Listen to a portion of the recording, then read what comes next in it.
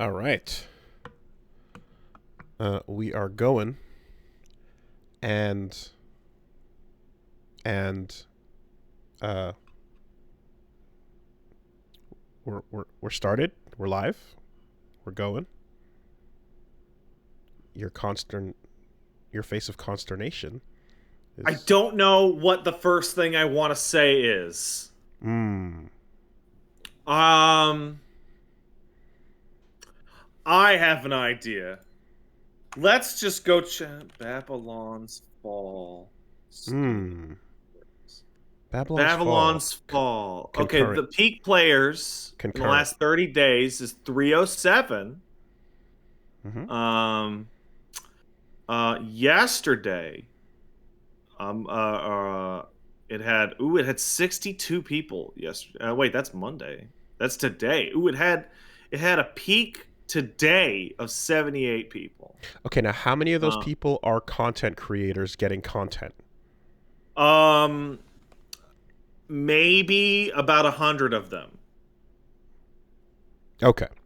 Well.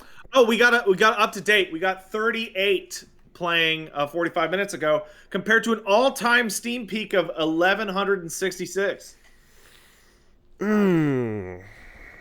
That's like the meanest number of all. I love a good news Monday, a good content podcast Monday. Um, You know, as you described it, this one in particular has a weird personal edge. Um, before we continue, I have a question for you, Wooly. Do you ever play any of the classic Call of Duty games in multiplayer? Do you ever see that screen? nah, Any of I know you played the Halo, but they were later, right? yeah. So one of the cool things that they would do is that it would just surface how many people were online at any given time playing the game Mm, right there on the main menu as a mm, point of pride because they knew. Because they mm-hmm, knew. mm-hmm, mm-hmm. Yeah, no, the current way you got to find out via Steam Spy, for one platform is far from a point of pride. You have to go scurrying through the data that most of the time they'd probably rather have hidden from you. Um, yeah. So Babylon's Fall, the product of uh, Square Enix, in particular, coming along midway through the development of a game and essentially turning it into something else in the hopes that its ability to become a live service game would make it more profitable than just delivering a solid, fun action game, which appears to be what was the original version. That when we broke the story and talked, what broke the story? When we talked about it, um, we discussed how, I had seen many games go through that discussion process, or at the very least, get pushed in that direction because that was a high priority at the time for every product and every property and every IP that Square Enix had influence over. Uh, Gas it up. that would include not just all the Squeenix titles, but of course their direct ownership of other studios such as Crystal Dynamics, Eidos, and a couple others in particular. So that was always just a tone deaf, a silly way to go about things. And admittedly, in my time there, I don't know how much has changed, but I would say, based on the fact that Babylon's Fall just came out, that policy is probably still full throttle, pun intended, Yeah. because you would think after the first couple of failures with that, your Nosgoths and your Chinatown Wars and such, that they'd stop. So we have the breaking news that comes today, which is that Squeenix has sold off their Western owned companies, particularly Eidos and Crystal Dynamics, to Embracers Group. The deal was for $300 million, and it includes tons of um, specific IPs to those. But Square Enix Montreal is also included in that because that was a sister studio to Eidos Montreal that was founded a couple years later, more recently here. So that gives them Embracers Group, who currently are like THQ and Gearbox. They're and such. THQ Nordic basically, and then they snapped up some other stuff. Yeah, Gearbox being another big one, and then a bunch of others. But they basically got the IPs for Tomb Raider, for Deus Ex, for Thief. Some are in limbo. There was a question about Sleeping Dogs that was asked during the press conference. No clear answer has been given, but they own a bunch of IPs that come with those names. And this is a business deal that's going to go through sometime this year between July and September.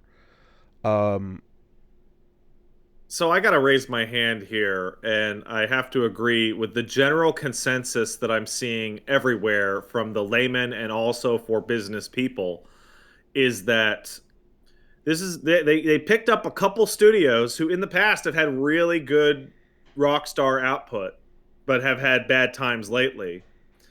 And I think everybody can put those bad times on like high-end decision making rather than the actual talent of those teams. And they also picked up like 10 to 50 like valuable to extremely valuable to you could do a lot with this IPs in a mass bundle for like a fucking dirt cheap Discount. steal. People in the chat just pointed out that exclusivity on Rise of the Tomb Raider alone cost $100 million just like a couple years ago. So yeah, and so this is what I'm, to me, as someone who like was at we used to work there, I'm looking at this and I feel it is a bittersweet win-win because you have all these games and all these IPs that a lot of people care about, and a lot of them have been unused, underutilized, mistreated, and essentially there's no guarantee that switching hands to Embracers Group is going to make them do good things for these IPs, but it can't get much worse than fucking dead now, can it? It can, actually. It can be dead where the last thing that killed it was a completely just derivative product that tried to capitalize on the name and turn it into something else. Your Nosgoths and such, where you just essentially you It didn't stomp even it. come out. It didn't even come out. How much deader could it be? You stomp the coffin further into the dirt with these types of projects. Like the cheap, shitty cash-in, that didn't even come out. And then when you read, oh boy, going blind again. All right, there we go. We're back. And then when you read the further details where it says that the transaction, which only went for $300 million, enables the launch of new businesses moving forward with investments including blockchain and the cloud, and basically the further pushing down the your NFT game priority that's likely going to be coming. It just kind of goes, okay, they're not gonna get it, and they kind of are gonna refuse to get it. So you know what? Like, I'm sure these studios are not gonna be too bitter about being able to dodge that, right? When because like, let's say Square Enix Montreal stayed on, right, and got put out of the deal, right, and the deal was only $200 million, right, like fake numbers, whatever, right? That would mean that Square Enix Montreal gets given the $200 million from the deal and goes, "Hey guys, guess what? Guess what you guys get to make next? That's right, Deus Ex NFT game. Make it work." And which would be the most thematically appropriate thing possible ever. And as a studio that made like some like they made a like Human Revolution was a huge impact, right? That was a massive return for that franchise, and in fact it's what kind of like put them on the map and created put them out as a winner in Squeenix's eyes and prioritized them. But essentially a lot of just it feels as if a lot of oversight in the worst ways led to some of those projects just not living up to their full potential. It's not to put it all on the publisher, but it is to say that there's a lot they wanted to do that they couldn't do, and that applies to basically every game that I touched while I was there. And this is no promise of a better future, but it's one that might be different from the fucking nothing that existed, right? There are so many fun stories to tell about Square Enix, like over its history. Because Willie, we've been doing this podcast for a while, but also like I just turned 36, right? Woo, I'm old now. You're a little younger than I am, but we've been playing this shit and following this shit forever. And Square Enix might be the most poorly managed Japanese video game studio that still exists. It has had a nonstop history of calamitous, obviously bad business decisions that it has somehow just barely gotten around. Some of the strength of its brands and some mergers and shit. Some people are talking about as well the part where some of this is to like kind of like trim the fat of their Western studios and trim it down to a core of their Japanese development studios. And that's a way to phrase that. And I mean, it really like.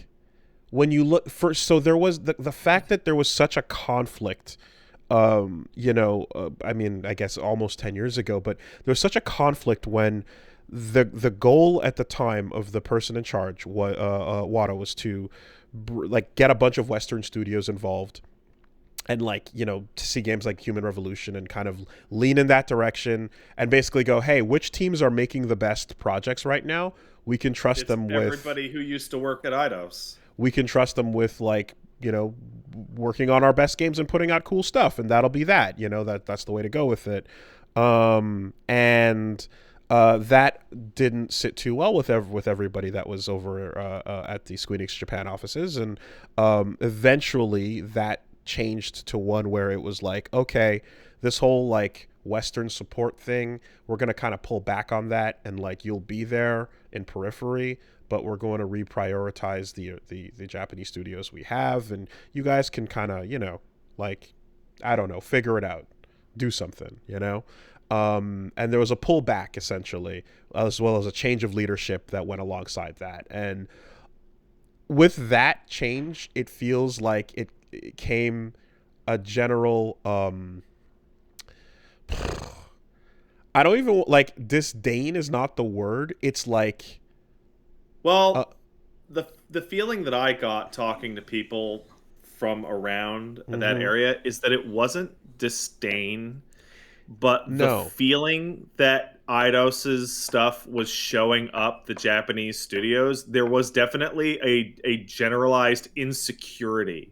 There's absolutely that was what birthed the switch. The insecurity was massive, absolutely massive at the time, and you can go and look, and I mean, basically there were projects that, things that got canceled that were shoved and things that were killed off that were like not for like uncertain business reasons as much as like potential personal reasons, personal grievances. And it's interesting when you go back and you can like see some things where like there's leadership that left the studio that didn't want to be there anymore because they were very excited about the projects that were being worked on by the teams, but the publishing essentially had what's cited as lack of courage, right? They didn't fully believe in what was being put out.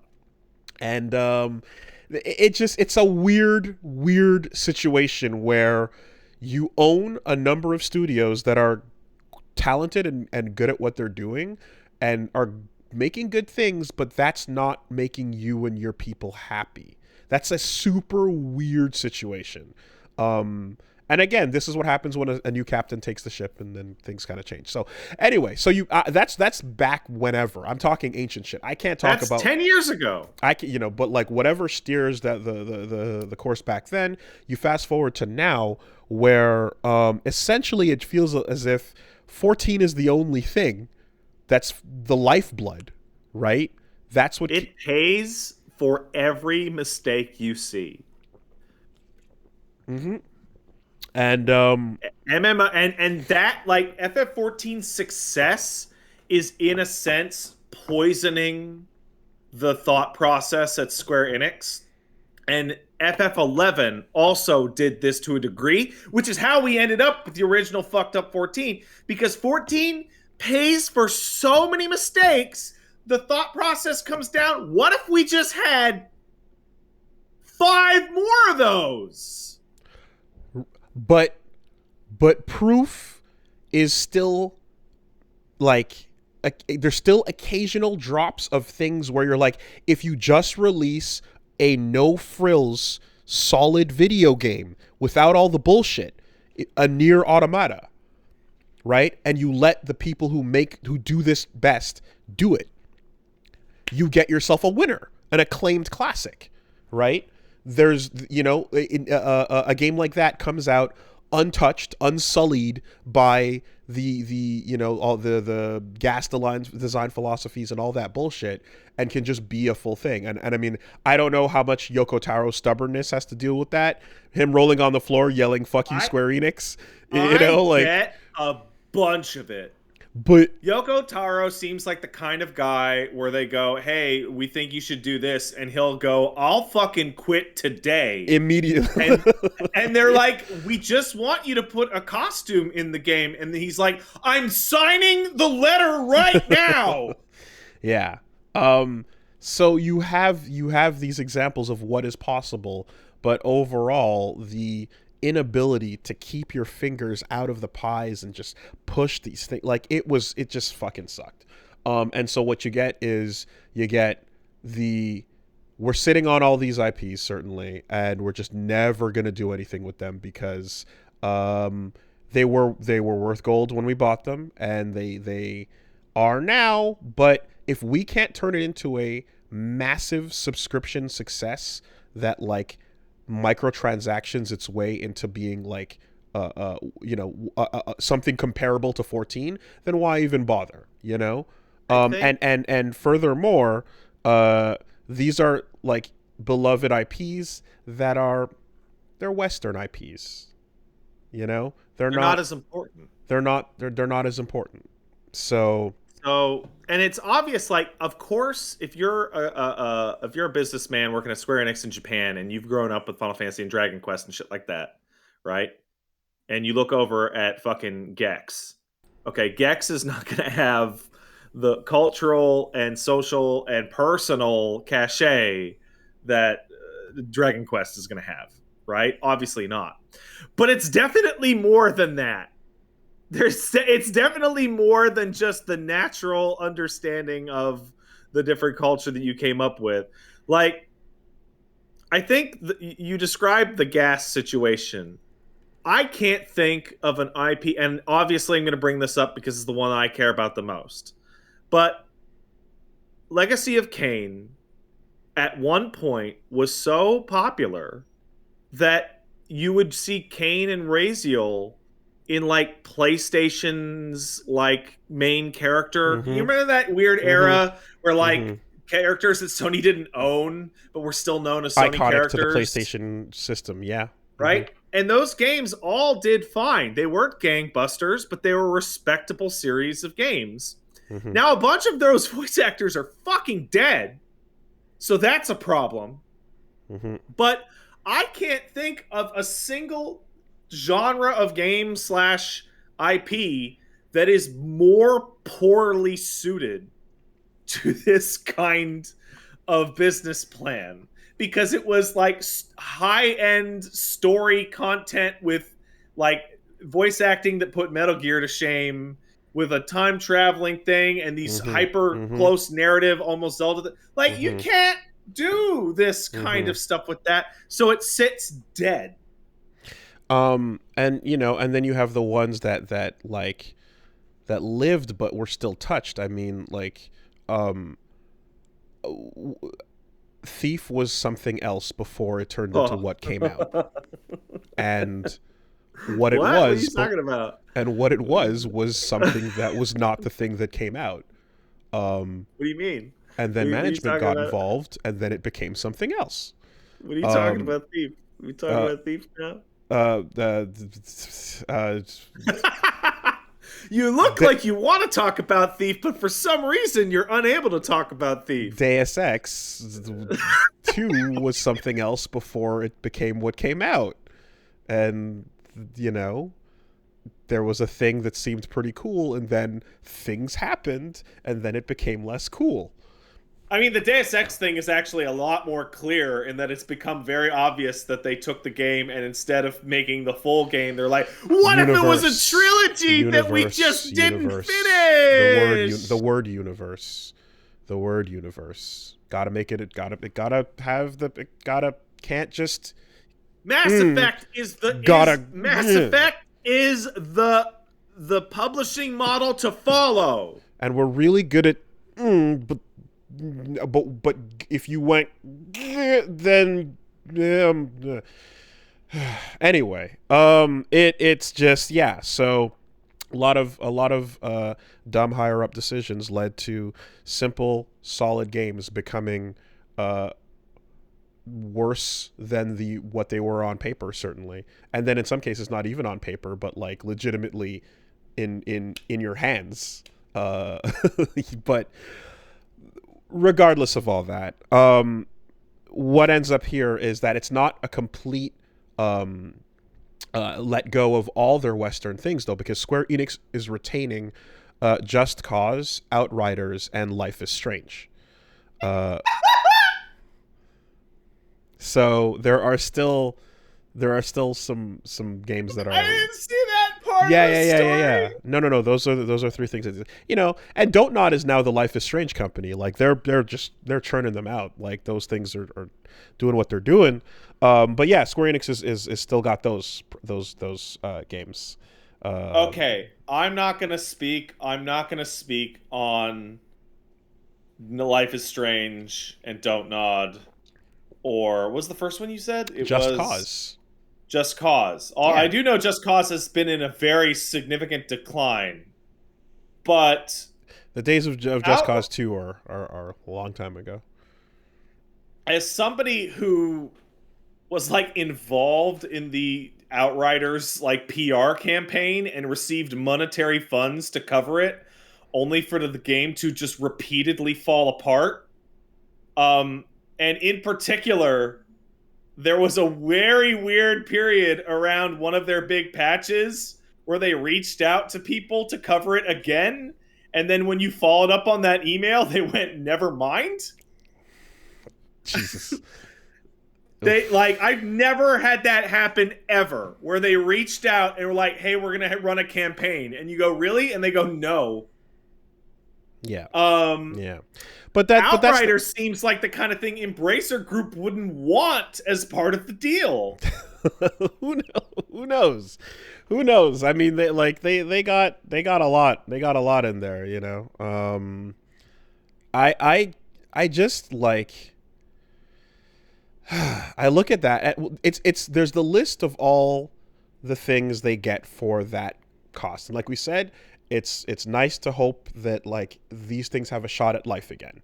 Also, it's nice to hope that potentially they might have a shot at life with a publisher that is not going to be as fucking like detrimental with their hands-on with the gas services and all the other shit that they did. It's not just the gas stuff, but like other budget cuts and last minute decisions that are like that kind of turn a project into the things that make a game or a movie shit, where just like at the last second you got to make huge changes and make them work somehow. Yeah, any kind of upper management that won't do that. Upper management that might actually give a shit about you because like, hey, you're not just the remnants of the old guard that we still hang on to, even though we don't really want you around, certainly. Which also, I don't know how much that explains the price or not, but it doesn't really feel like they shopped around, No, it felt like they were desperate to get rid of it for whatever reason. And that's the priority that those places that that's how they looked at them. Square Enix and the way they handled some of these is just like so astonishing. I don't remember who told me, but I remember going over the budget for the original Tomb Raider reboot, which, like, I don't know if people remember, but the game was becoming visibly more expensive every time they showed it. Mm-hmm. It was very weird. Mm-hmm. I can't remember almost any game that was like, they kept bragging about how much money they put into it, and it was like it was something like 150 to 200 million or something for it. And I got somebody to explain to me that the mental process on the budget for that game was that if we put in 50 more million, we'll just make 100 more million back. Well, when people see the Tress effects... Because that's how big, expensive games work now. When people see Tress effects in action, they will immediately pre-order. And they will pre-order in the window that gives them the bigger reward, because we have pre-order windows, in this. And like every time the game came up, it was adding something. They added some fucking minor celebrity, Levi, some fucking I don't remember. The multiplayer. Yeah, Chuck. And that was gonna add X amount of fucking. Yeah. And then the game came out, and they hit a fucking panic button where it was selling the numbers it was always going to sell. And rather than make any money, they decided, well, we need to get the sales numbers up. So they dropped the game's price to like $20 6 weeks in. And it stayed there like forever. And yeah, that game sold a shit ton of copies at $20. Yeah. I the thing is too is there's, for all these, what I was kind of getting at earlier is that for all these IPs that they're picking up, the other part of this is the shit that never got to get made, that was at least just on paper really, really cool and interesting. There's one of those that's not going to get made. Yeah, well, there's a couple. There's a couple of them. But essentially, like, the feeling that once the guard changed, the feeling was that I think they were handcuffed. It was kind of a like, you're gonna do this. These are the existing IPs you have. Work on those things. And they certainly had ideas for other things, but like, you're so down the priority list at this point that there's no way we're gonna give you the budget to try anything new, or like hell no, like fuck that. Stay like, and even what's tried and true is not what you're gonna do either. You're just gonna try to get this service thing going, and when you look at something like, I don't know what possibly was the last straw, if you look at Avengers, right? And you go, okay, the Avengers game comes out, and it's like,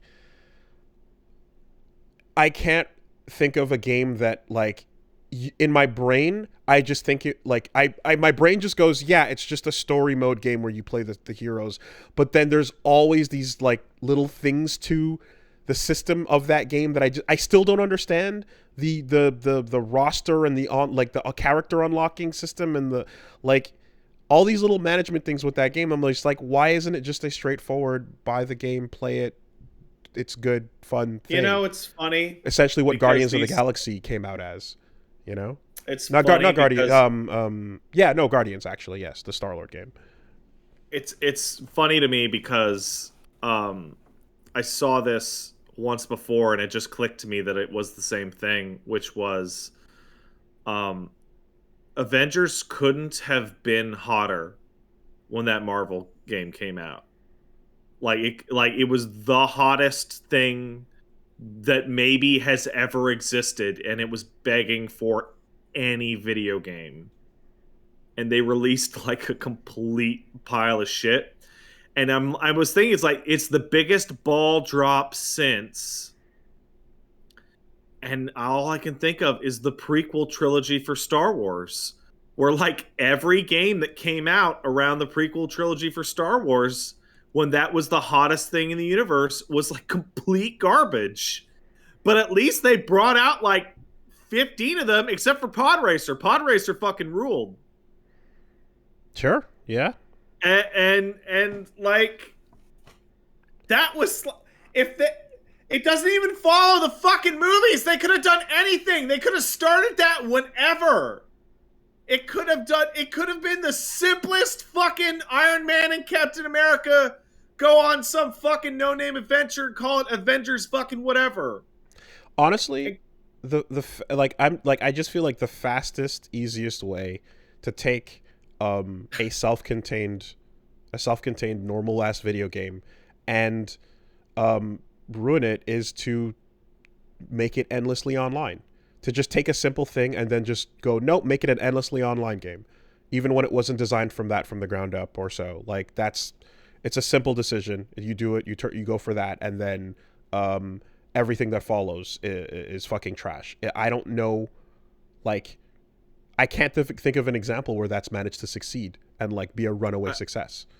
I feel like we're gonna hit some kind of either academic or business perception point in a couple years when it's going to become quantified just how much damage to the average person's experience it is to see something cool and then realize that they have to buy it instead of play the game for it. Because it's not even per game. It's like per industry. So like I spoke to a lot of people. I brought it up a couple weeks ago when you're playing Elden Ring.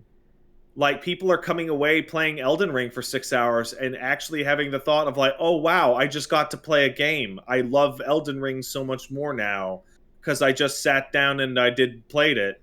And then I just saw somebody pointed out as a really good example of Halo Infinite, a game where I sat down and wanted to play Halo, and the stuff that's not shooting the gun in Halo is so consistently infuriating that I have not played that game in like 4 months and may never play it again because every single thing that's not shooting the gun is like a like bad time in my body when I sit there. And Square Enix is just fucking dedicated to just doing that to every game. And the most frustrating thing, and I bring it up every time, is they already have one of the most successful games as a service ever made sitting right over there in its own studio. And 14 has a really specific formula that they follow. And it's monthly sub, make something the monthly sub feels worth. Monthly sub. And that's an old model. That is a really old model from like decades and decades ago. And we got to see, like, unironically, like $2,500 million games crash and burn because they fucked up the part where they made the thing that was worth the $15. Like that's the important part, where you make something that's worth actually paying it for every month. And people are excited to continue playing it as opposed to changing it, or even from the ground up if it's designed to be that way, versus changing something that was not intended to be that into that. I'll take a really good example from this past week. This past week, the Thornton fight came out, the Ultimate Thornton fight. Now, this is maybe one of the most difficult encounters to ever be designed in an MMO that was ever meant to be cleared. Like, I'm not counting absolute virtue and shit like that fucking made people sick, right? And despite the fact that no one is going to beat this, that and it's for nobody, it's for the sub-tiniest percentage of people, it's been the most exciting thing about FF14 for like a year, because it's so crazy and it's so interesting and it's so cool. And even if I'm not going to play it, I'm glad that it's there. And I'm glad that it got made. Mm-hmm. I don't get that fucking feeling when I load up Marvel's Avengers and I go to, how can I play the fucking old Cap like outfit, and his fucking face is a complete mangled fucking mess because the texture didn't load in properly, and the answer is $5. The only way to come out unscuffed, untainted by this overall philosophy is to be near or FF7 remake, right? To just come out essentially to be a Japanese like IP with someone heading the project that refuses to compromise on any of that pressure. And the people who get that treatment are Nomura, Yoshida, and now maybe Yoko Taro, actually. Right? Like, yeah. And it's so bizarre because you have these high level decisions of like, we're going to focus on the blockchain from like, the board and the execs. But at some point, someone is going, okay, but we need to make like regular money though. Yeah. And so they give Final Fantasy 16, which is their biggest IP after Dragon Quest, to Yoshida, and they leave him alone. Well, all this stuff goes away. But that's the key, though. The key is the part where you leave them alone, right? That's after you make something successful, and you go, oh, they know what they're doing. You can leave them alone. That's the part, right? That's what we're missing here. The trust. The other thing is there's it's two factors. One is time, right? Yoshida and Nomura and Taro and all these guys, they've been working there 5, 10, 15, 20, 30 years in some cases, right? They've been there forever. Everybody knows them. And the other thing is that they trust Nomura to put out a hit. They trust Yoshi P to put out a hit, right? They trust Yoko Taro to come in under budget. That guy doesn't always hit, but that dude comes in under budget, right? But that was never afforded. Well, but also, we got a mobile game. We're making a fucking mobile game. A near mobile game's coming out. You're not allowed to say no. Yeah. But that level of trust was never afforded to the Western studios, despite them having their own properties that they had worked on for a decade. Or it was there and then it was no longer there after a period of time. So with that comes an overall just like, anything else will do at this point, and they don't have the power financially to buy themselves out, certainly, and be like, fuck it, we're going back independent. You know what I mean? Like, this is one of those things where they're hurting as well, and they're not staffed with the same people. Like, things have changed over the last 10 years. There's been a fluctuation of talent in and out, but for the most part, like, those IPs are still ones that people care about, and they deserve to be in better hands. And in this context, any other hands equal better hands. So anything. So Godspeed, Embracers Group. So let's see what the fuck happens that's another monster list of acquisitions that they have. That's another huge monster fucking blob of a whatchamacallit, a publisher. But yeah, we own that thing. Like, let's see what happens. Oh, I mean, IO got themselves out of there, right? They and good for them. IO had the power to back the fuck out a couple years ago and be like, nah, we're taking Hitman and we're going home. And they and that, oh man, you want like the absolute perfect example. You go look at Hitman before, during, and after Square Enix management. They took their ball and they went home, man. Excellent, excellent. Why You is know, this one so bad? not everybody gets to be IO, man. But there it is. There's your example. You know. So yeah, yep. I'm gonna go look something up because they made other. So let's put into perspective the value here. 300 million for what is essentially what used to be Eidos, right? And everything that comes with it. That's Deus Ex, Tomb Raider, Legacy of Kain, Gex, and a bunch of other classic to pseudo-classic IPs, right? Mm-hmm. Plus some studios for 300 million, right? Mm-hmm. Embracer Group picked up fucking Gearbox for 1.3 billion. Just Gearbox and the Gearbox IPs, which are Borderlands, Aliens, and Brothers in Arms. So Borderlands. Blizzard was 5 times that amount, practically, for everything that includes. Yeah, this is a crazy lowball. Based on what you'd expect. Oh yeah, don't forget Duke Nukem and Battleborn, of course not. You know what? I did. Yeah, 70 billion for the Microsoft Blizzard acquisition. You know, it's to see something like at that level of just like shaved. It's like it feels like there was no shopping around. It feels like there was no back and forth. It feels like just like best and final. What do you want for it? Garage sale. Here it is. Get these Western studios out of here.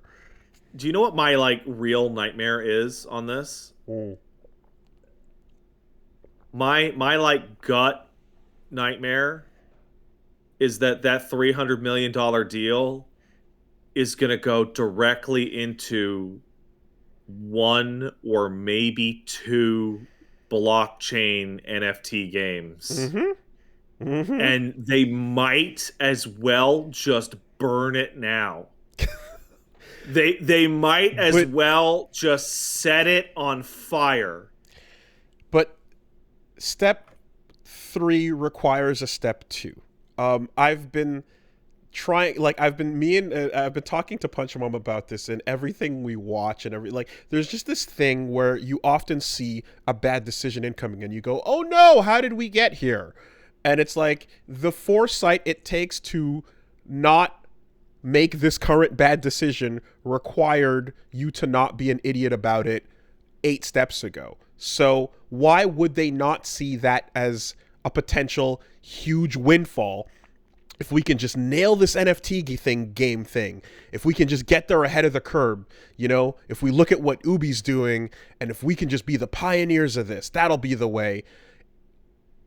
Kind of like that gas bet that we hedged all these IPs on a bit before this, and and live service as a it's the same fucking thing of just like they already missed it. And, but there is no there's no success version to land on. Like the cryptocurrency shenanigans and the NFTs, that boom lasted for like 90 days. And then everyone who got their money fucking ran away. Did you see that motherfucker tried to sell Jack's tweet? Yeah. Did you see what happened to that? For from hundreds of millions. For like $2,000. For like 2 He paid like $24 million for it. I mean the same level of just complete blind stupid leadership where you're just like, yeah, we're gonna double down on these massive gambles. It's the same thing that we talked about when they would introduce a lot of this dumb micro to begin with, where you're just like, the risk, the prospect of the payoff, whoever's in their ear talking to them about it and showing them like the potential charts, it's so big and like greedy that it can't be denied, you know. And people who are sitting on the board, that are making the decisions there, they're not going anywhere anytime soon. These are the people that And are they going to got be big there. dollar signs on their eyes. They're going to be there for the rest of our lives, pretty much. So like it's not, you're not going to see any massive changes to that style of behavior when you're committed 10, 15 years in down this road, you know? And all people kind of want is just for you to just make a normal game that they will happily buy. Like it's yeah, that decision to dump it all in on the dumbest possible investment you can. Like, they didn't even have to put that statement out, but it just underlines how much it's like, okay, just throw it right away. Yeah, just throw it right away. We'll like take all these things that everyone wanted, good things for and cared about, and just absolutely flush it immediately. And you're like, cool, this is the trajectory. And if that doesn't show you if that doesn't convey the image of them diving off of a bus going off a cliff, I don't know what does, you know?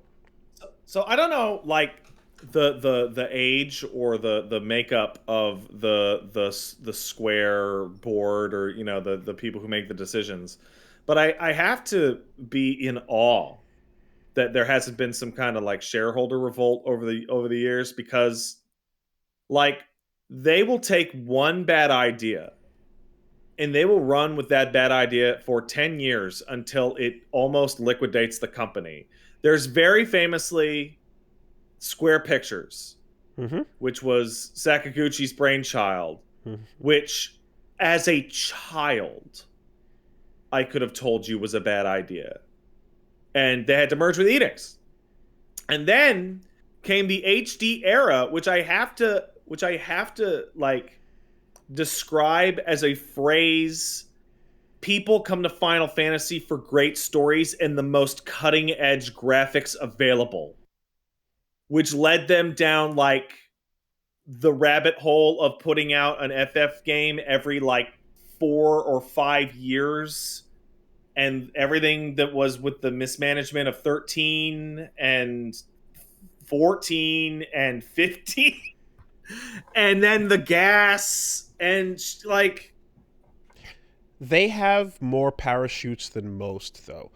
Any other studio would have been completely bankrupt by these decisions by now.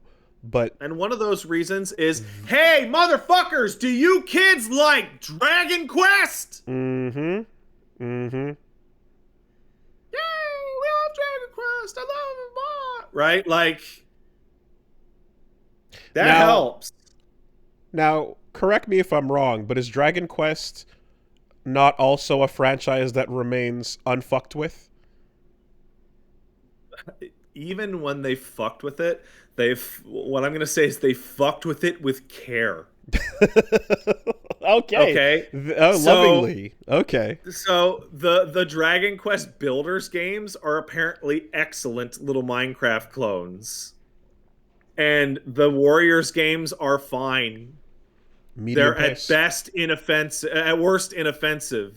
Okay. But the mainline shit never got ripped apart. Yeah, okay. They're even going and taking the MMO that a bunch of people couldn't play and turning it back into a regular game, which is the anti-Square Enix.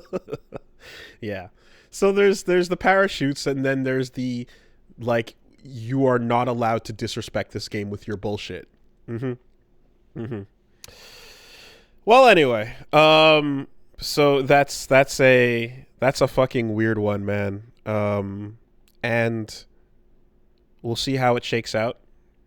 Like, this whole article reads like, to me, it was like Legacy of Kain, Tomb Raider, and Deus Ex escape Square Enix, and also Square Enix burns some money, I guess. Like, there's no what downside is there? How much worse could Deus Ex be treated than the nothing that it is right now? I mean, there's no, and also, like, the direct phrases, the transaction enables the launch of new businesses moving forward with investments in fields including blockchain, AI, and the cloud. So, That's a straightforward 1-to-1. That's exactly Well, where that 300 mil is going. how long has Square Enix been putting money into the cloud? I mean, definitely the entire time I was there, but like uh since the start of the 7th generation? Okay. Have they gotten anything out of that? Anything of value? Anything? I, Like I maybe the servers that you guys use on 14? I don't know. No, I don't those are custom built regular ass MMO style servers down in California. I don't know. But I always remember Like, yeah, well, anyway, just yes. And do you remember Kingdom Hearts coming out on the Switch just a little bit ago and it's just being like a completely unplayable fucking mess? it's just we're just gambling on it, gambling on this tech. It's gonna, if we make it work, it's gonna work though. It's totally wild because Sony, I mean, they got that new PlayStation Plus thing coming in that's like, well, I'm sure we're going to talk about that today.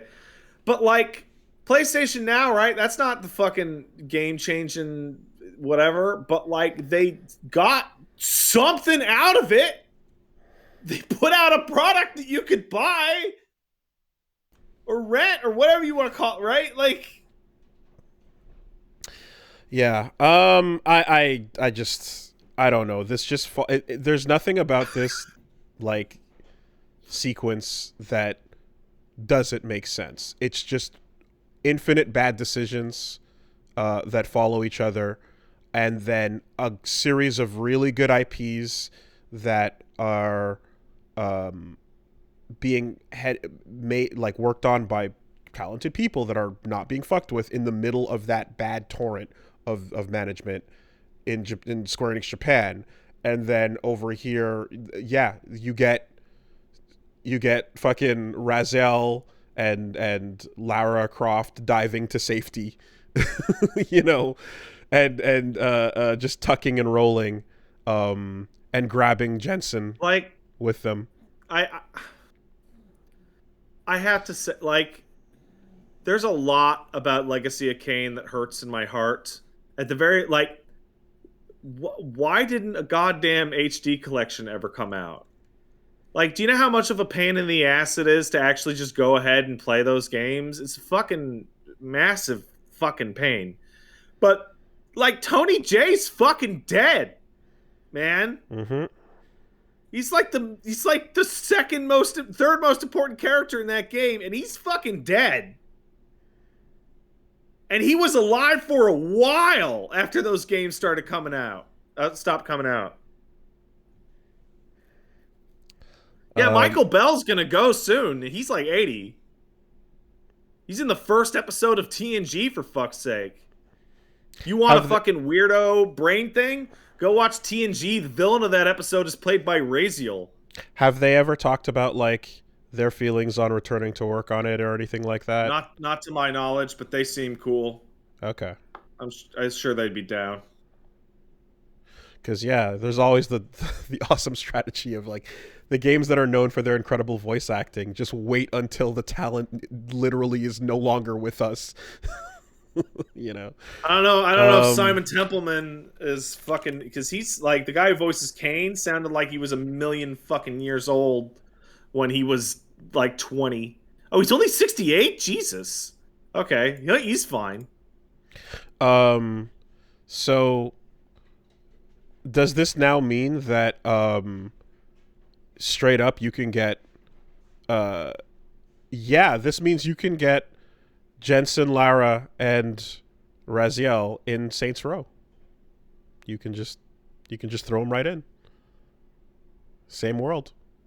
So you joke, you joke, but I don't know if you remember what the last legitimately like thoughtful piece of Legacy of Kain content ever to come out was? Yes, it was in Lara Croft when you could switch Lara and the Toltec, something like Toltec, that. yeah. When Toltec, you could swap them for Kain and Raziel. that's the last one for the whole story. That's it. And Yep. it's not even that far off. Like if I saw Michael Bell as Raziel in Saints Row just show up for unironically 5 minutes, do a bit, eat a guy's soul, and fly away, and peace out. I would be like, cool. Yeah. Like it's not like what I wanted, right? I'm not like, yeah, it's my boy, but I'd be like, oh, that's cool. I'm not upset. Like every single time I thought about fucking Legacy of Kain over at Square Enix, where it's just sitting in a drawer. And look, I don't think anybody's gonna fucking exactly. No one's gonna complain about that. No one's gonna complain about like, hey, look, it's Garrett. It's Garrett snooping around. He stole a thing. Why not? Fuck I mean, it. I just saw somebody point out that these characters might now like fucking put fucking Kain in fucking Fortnite. Fine, whatever. Fine, whatever. It's all on the table. It doesn't like matter. Lara was in there. How come Jensen and fucking Kain never got into Fortnite? They're cool. Yeah. And I guess since Johnny Gat was in Dive Kick, this also further links the universes that the Baz is a part of. Since that's a big link.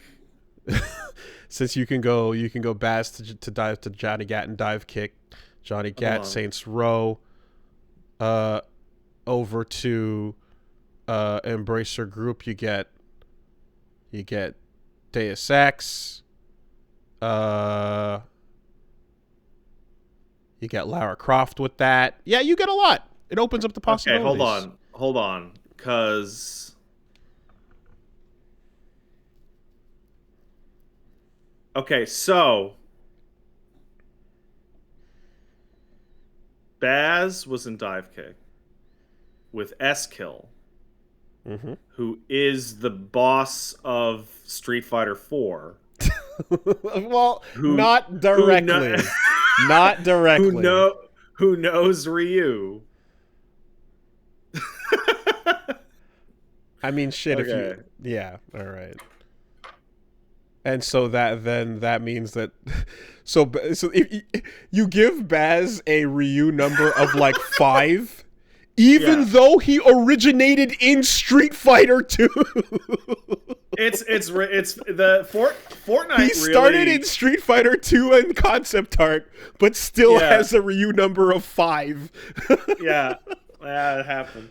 Fortnite really, like, because the whole thing, like, oh, so and so's in this, and then so and so's in that. Like, Fortnite really like took a lot of the fun out of that, because as soon as you can connect to a character that's been in Fortnite, you can connect to like every comic book that's ever come out. Yeah. Like, there's a screenshot that just came out of like hey, look, new Marvel vs. Capcom, and it's just the full list of all the Marvel and all the Capcom and Marvel characters, and it's like, oh my god, they have like a bunch of X-Men. They've got a bunch of Street Fighter. Like you could just release a roster that was basically the MVC1 roster in size at this point. Yeah. Depressing. I'm eager to see anything from this deal. Literally anything. Like anything. Any action at all, any announcement at all, any of it is a win. Because it's not stomping the corpses further into the ground. Is Kratos in Dive Kick? Kratos is not in Dive Kick. Kratos is in Shovel Knight. Shovel Knight! And Kratos is in Fortnite. Somebody just pointed out that he has a Ryu number of 3 because it goes Baz, Kratos, Ryu. There you go. Okay. Shovel Knight's the connecting force there. Anyway, please get some fucking warm blankets and coffee for these IPs. They're going to need to heat up around the fire, get them some a hot meal, and just, give them some time to get over their trauma. But they're free. I need to ask you, what result of this deal are you the most excited to see first? The potential for sleeping dogs to return. Okay, for me, it's how Square Enix is going to throw their money away. like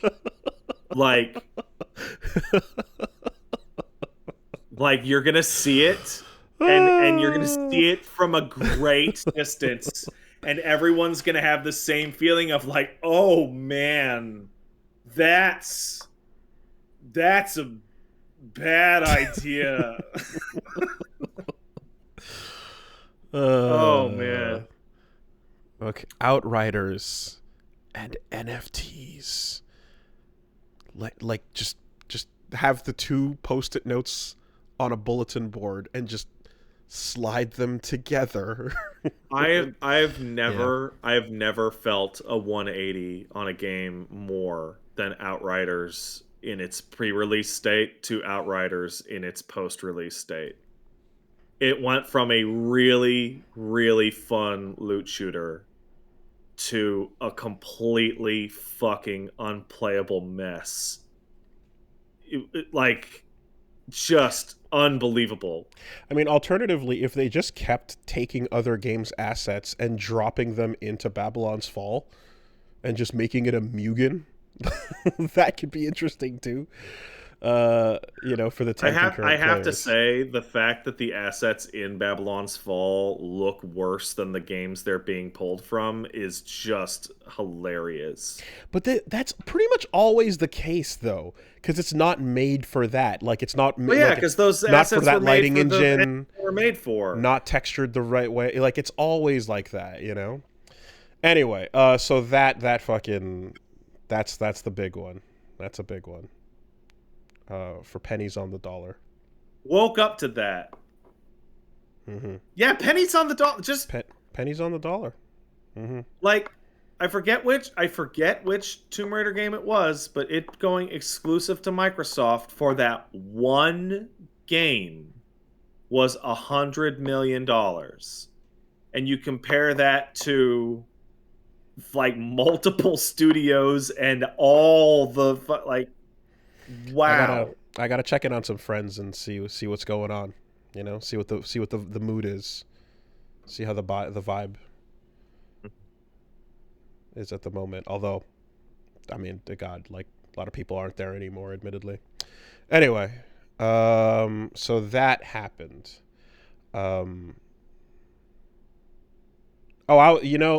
Okay. Well, I was going to roll right into the next news bit, but there was also a week that occurred. Yeah, I mean, we did stuff or whatever. Mm-hmm. I'll keep it simple, really. Hold up. Fuck yeah, we have confirmation of my favorite part of business sale news. Guy in the chat, my friend who works for Square Enix, found out from Twitter. Of course. Yeah, no, stop. Everybody, stop. This is the way this works. You can't tell anybody that you're employing what is happening because you don't want them to do anything and because knowledge is power. Everyone needs to find out, but at the same time the public does, what the future of their company holds. Every time. This is the way it goes. It's not an accident. It's not like an oversight. It's a deliberate move, keeping you in the dark, not having people panicking or doing things or changing. Whatever it is, you're not gonna know until the public knows, and in many cases, the public will know first. And those days are always fun at the office as people like just kind of look around, going, "What the fuck is happening?" It's the same, and that goes into when you're firing people as well. Like, it's the ambush news. You can't actually tell people beforehand. The closest you get sometimes is like a morning meeting that says like, "Hey, this is happening right now," or "This is about to happen at lunch." But if you're lucky, Absolutely, man. Are we fired? We'll get back to you. My key card doesn't work anymore. It doesn't beep. It doesn't beep. Yeah. Anyway, so I was just gonna move into weak stuff. Let's do it. Sorry, I'm moving around. I got cats screaming. I got a fire alarm that just decided to go into service mode. I got all sorts of crap going on. So what's up with you, man? Well, I'll keep it short. One, finished off Bad Vegan, and I can say after seeing the third and fourth episode of that fucking mess that I can recommend this if you are down for a nice, deep, solid hate watch. Like, if you want to follow a story where everyone involved is just a piece of shit. I do. I watched Tiger King. Yeah, if you want a nice, deep hate watch, absolutely. Go ahead. Because try as they might, the editing cannot and will not save your main character protagonist lady, our goop girl. Cannot save her from being just essentially like equally as awful as the insane cultist dude who's like stringing things along for different reasons, right? That like you're looking at this story by the end of it and basically going like, so on the one hand you have a one person cult where this insane dude is just lying and manipulating, you know, this lady out of her millions of dollars. To get the one person cult. It's wild, you know, and then promising for like tons of things and whatever. And then on the other hand, you have the lady who like essentially like it's at every opportunity bought in because she was promised like evil Illuminati power over humanity. It's not so much that the cult is promising me good things for me. It's also that the cult is promising me bad things for others.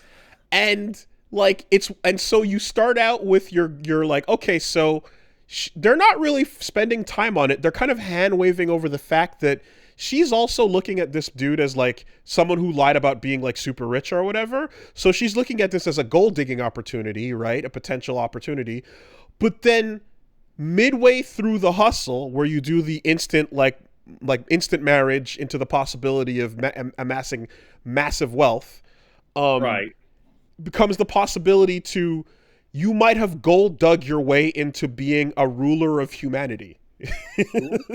The ultimate dig, you know?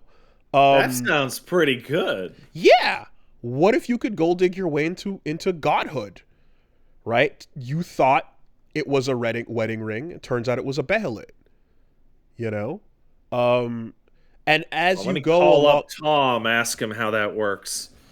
And as you go along the way, every single step is just like about how manipulated she was and how she didn't know what was going on or what was happening, and how everyone that tried to stop her and all of her friends and family were just like they couldn't do anything.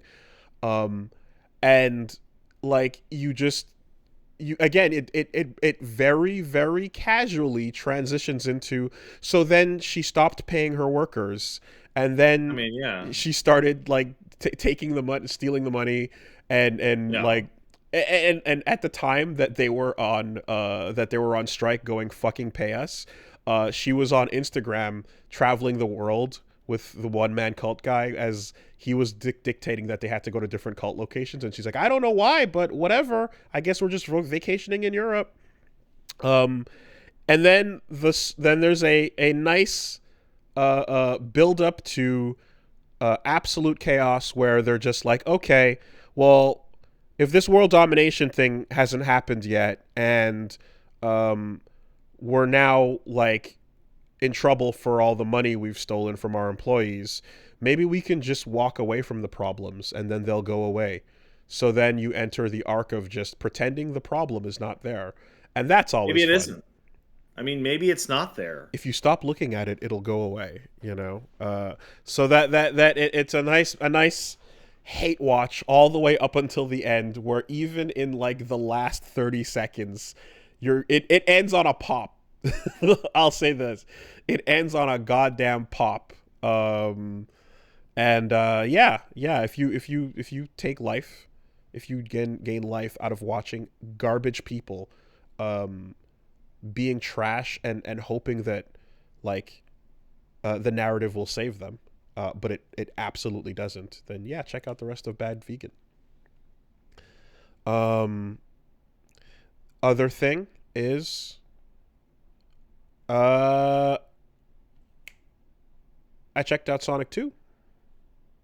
Uh-huh. Do you see Sonic 2? No. Okay. Sonic 2 came out. You can go faster than you can in Sonic 1. He says the line. The memes were done. Yeah. Oh, good. Excellent memes. Hey, you know what? Not a dumpster fire, and so by live action Sonic metrics, like that's a dub. the sentiment I get from it is that like maybe it's just where my expectations were the first time around. Maybe it's like I was pleased with not being inundated with too many human scenes in the first one, but like I definitely felt like I'm like, okay, I expected fucking nothing, and I walked out going like, yeah, that was dumb, you know, that was silly, but it did its thing. And in this case, you have that feeling as well, except that there are, much like a Transformers like experience, like extended human scenes that refuse to end, and like when they fade away and you're like, okay, we're going back to the Sonic now, right? And then it fades back to humans and you're like, oh my god, please stop. I have a question. Is Jim Carrey in those human scenes? He is. Okay, well that's fine then. Yeah. But then there's the human scenes without Jim Carrey. Oh no! No! You can't have that. No. Jim Carrey and his assistant.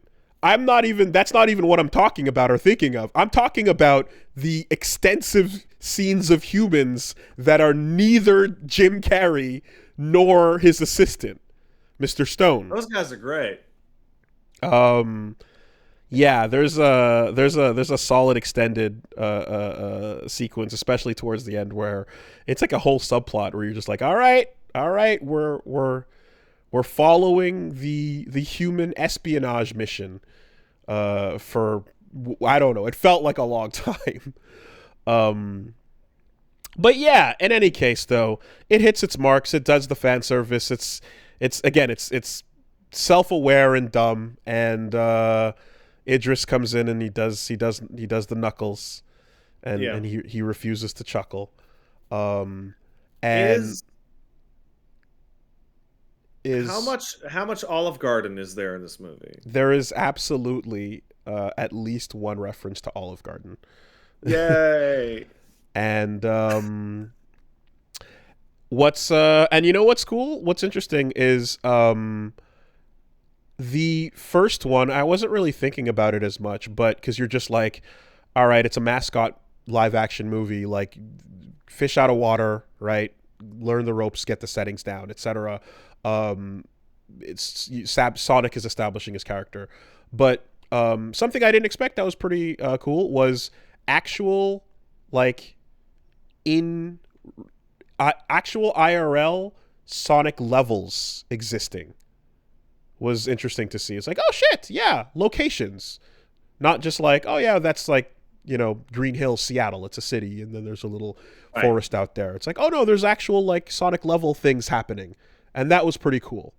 Didn't expect to see that, and it was, and then of course, that follows up with Sonic level, and then that also follows up with Sonic boss style thing happening as well. So, yeah, you know, you don't go in expecting it to be like solid. You go in looking for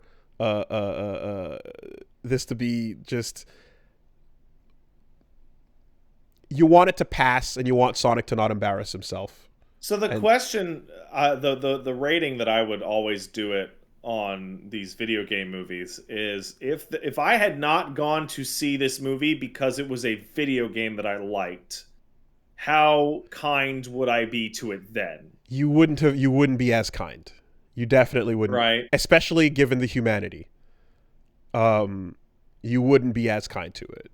Right. And like, I think that what got me on that brain thing was the Transformers movies, mm-hmm. where I'm like, if this was just some fucking robot and not Optimus Prime, mm-hmm. how into this shit would I be? Mm-hmm. And the answer is fucking not. And also, if you go in also knowing that this is like a kid's movie too, right? Like, Yeah. the jokes and the shit are not written in a way to land in the way that they do for, like, I don't know, like a Pixar movie lands or something like that, you know? I don't know, man, because in that first movie, when they showed Sonic, I'm pretty sure that was not for the kids. Okay, but that's the thing, though, and that brings the next point up, which is there's knowing, like, that the robot is Optimus Prime, right? Yeah. But then there's knowing all the memes and the internet culture around Sonic. That's the next point of this. So it's not enough to just be like, I remembered Sonic the Hedgehog in my childhood. It's also like the current fucking internet meta age of this character that exists. The Twitter account, you know? Yeah. Knowing that is the second layer of it, and they throw that shit in knowing that that's relevant as well. If you didn't know or care about any of that, it would be very different. It'd be very, like, very does different. Sonic crawl into like a pregnant Big the Cat? No, but why did that take you more than an instant to answer? What the hell? Because there's there's other there's more Sonic in there, and there's and other shit. But no. Anyway, the important thing is just like, you're enjoying this because of what it's linked to, and what your memories are, and like seeing the thing, you're clapping when you see it, you know, as opposed to its own 2 feet, its own standalone quality, certainly. And it's again, it's like, but that's also what the first one was. It's dumb, but it's fine. You know, it's fine for what it is. And then of course, like, you know, you cheer when Knuckles does the Knucks, and you cheer, and then you see like, oh, Tails does the Tails thing. And then they basically just they set up what the sequels, what would be the next logical step? What's the next logical step? And like, you want to talk about embracing the dumb fun of it. Oh yeah. And when I was in the theater for the first one, and like Tails shows up in the post credits, that audience fucking popped. So tune out now if you don't want to hear post credit spoilers for Sonic 2. So yeah, how do you pop harder than Tails showing up and Knuckles has already showed up? What's the next step? What could it be? Blaze the cat. For me, yes. For me, it would. Absolutely. But no. You promise the fullest edge you can get. You promise to deliver Shadow the fucking Hedgehog. He is all that he is, all he is. And I don't know how they're gonna do this without it being the dumbest, most full-hearted embrace of like his gunplay shit. You know what I mean? Like, shoot a gun, like a real human gun. But I don't know if they're gonna allow that, because even in this, they were like, when there was moments for guns, there was stand-ins, because it was like, we gotta pull out tasers and little Tails gadgets. We can't have real full-on guns, you know? Yeah, you can. So I don't know if the rating... pull out a fucking Desert Eagle. I don't know if the radio and then no, he's pull out a fucking not an AK-47. What does he pull out? Then like an MP5 and it's then an cocks MP5. it. Yeah, it's an MP5. He pulls out an MP5 and he cocks it. You know, yeah. Just I'm a bit. I didn't expect that. I expected a pace where they're probably gonna, you know. I expected Tails in 2 and then maybe Knuckles in 3 and then whatever. But maybe they're looking at it like, hey, we might get a trilogy out of this at best. So if we get away with it, let's just put it all in, you know, right away. I bet there's enough Sonic characters to keep this going for a bit. Yeah, but there's only a few that are going to have that pop. What about Lyric the Owl? And the Chaotix? What about them? Would a Merle get a pop? Yeah. It's from Sonic Battle. Sure. Yeah, little bug thing. Anyways, I feel as if, you know, there's a limit to how many like post credit pops you can get out of this. Did Sonic have a part where he looked at the camera and told kids how to not get molested? He did not. 'Cause that's a classic Sonic moment that I'm waiting to see on the big screen. And he also did not get on his knees and pray, you know, and pray for 9/11. But wait, what? Oh, come on, Sonic praying? No, I'm specifically referring to your phrasing. He's praying for 9/11. Well, I mean it. The picture like has he's like sitting there praying to God. It's like, please, 9/11. The picture has Sonic praying across and then the towers in the background, but it doesn't specify what he's praying for. So it's left up to our interpretation. Second. Mistakes into miracles. Fucking Sonic. No, it's not going to be it's not. I don't think it'll be in the that's- pregnancy one. Oh yeah, that's the one. There's Sonic with Pan, who's pregnant with Rainbow Dash in front of the 9/11 with the phrase "mistakes into miracles." And that's not even the one I'm thinking of. There's one where like there's like a never forget one. You know, there's a Sonic Never Forget where he's never praying. Forget Sonic. And then there's there's a lot. Oh, there's a lot. Oh, Jesus Christ. Okay, all right. Just yeah. Way more. Yeah. It's somewhere in there.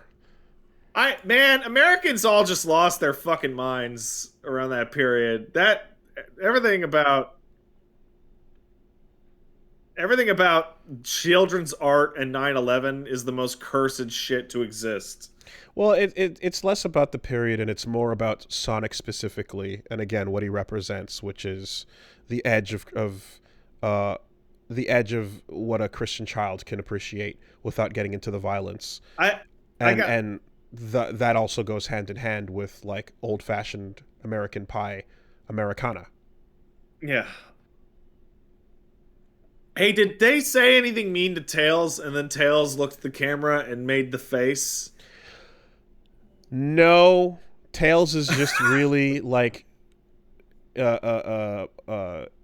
nervous and like unconfident on his own, and then like has to be like cheered up. But you know, you get like just full on wild not Serbian, Siberian fucking dance numbers and shit. So, you know. Okay. They CG's expensive, and when the money runs out, they cut to the humans for a while. I see. That's all. Anyways, there it is. Well, I'm glad. I will check that out as soon as some form of it becomes available outside of a theater. I don't think it'll take too long. Yeah. Morbius watch. How's your Morbius? Still on no Morbius. Okay, Morbius watch completed. No Morbius over here. Wait, either. Hold on. That's not necessarily true. Because I will occasionally use TikTok, Oh I shit. consistently see that weird scene of the Doctor Who dancing with no shirt off and doing a scary vampire face that people seem to be obsessed with. You've seen infinitely more Morbius than I have. Then the sweep is coming, but Is not it? this week. Yeah. So there's those two, and then moving along handsomely, we got FF6 and Elden Ring continuing over on the channel. Good I times. hear those games are good. Good times. Good times. Yeah. Where are you at in 6? You should be getting there. I'm putting the party back together. I met the fucking the two just back to back wild the moment where the game does like well, again, I guess it's I know it's first, but in my head when party members for no reason just show up and then are like, I'm joining you, like that's just Chrono Cross to me. Like, because that's what like half of that game is. And so like the fucking Yeti just is just there, and you just beat a Yeti down, and then Mog is like, yeah, he'll do whatever I say, Kupo. I've saved your life and now it belongs to me, Kupo. Yeah. So then the Yeti joins, and then you fucking go and you meet Go-Go, and it's like a boss from FF5 that like fell into the live stream and then popped up in 6. He's just a freak. Yeah, that shit was wild. So I got them on the party, and then I realized how insane Go-Go's mechanic is. So oh yeah, anything. Yeah, so now like the build mechanics are starting to come together. And you know what's fucking awesome, insane timing? You see that goddamn Terra statue, dude?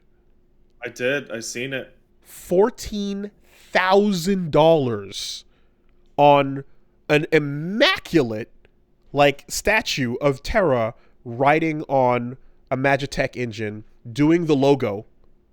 But I'm just looking at that like this thing it's on your desk. It's the size of a toddler, and like if you invest what is essentially a car into like a Final Fantasy statue, you can't put it anywhere in your house unless you have the fountain to surround it by and the chandelier that must go overhead.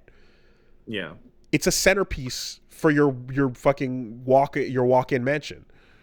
I had a fun moment talking about that statue with Paige, where it said, "Hey Paige," and she said, "What?"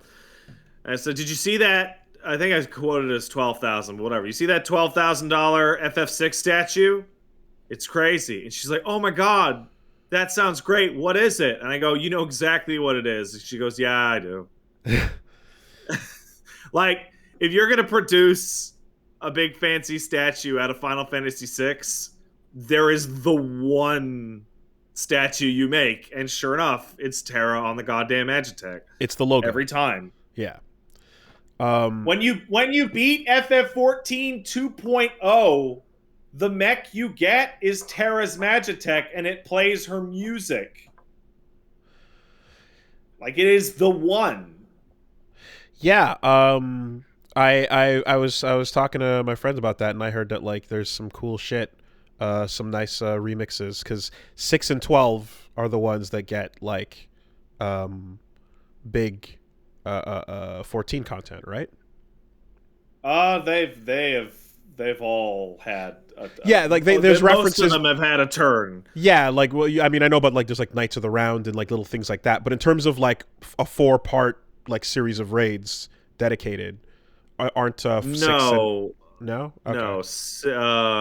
7 has actually dodged it pretty efficiently.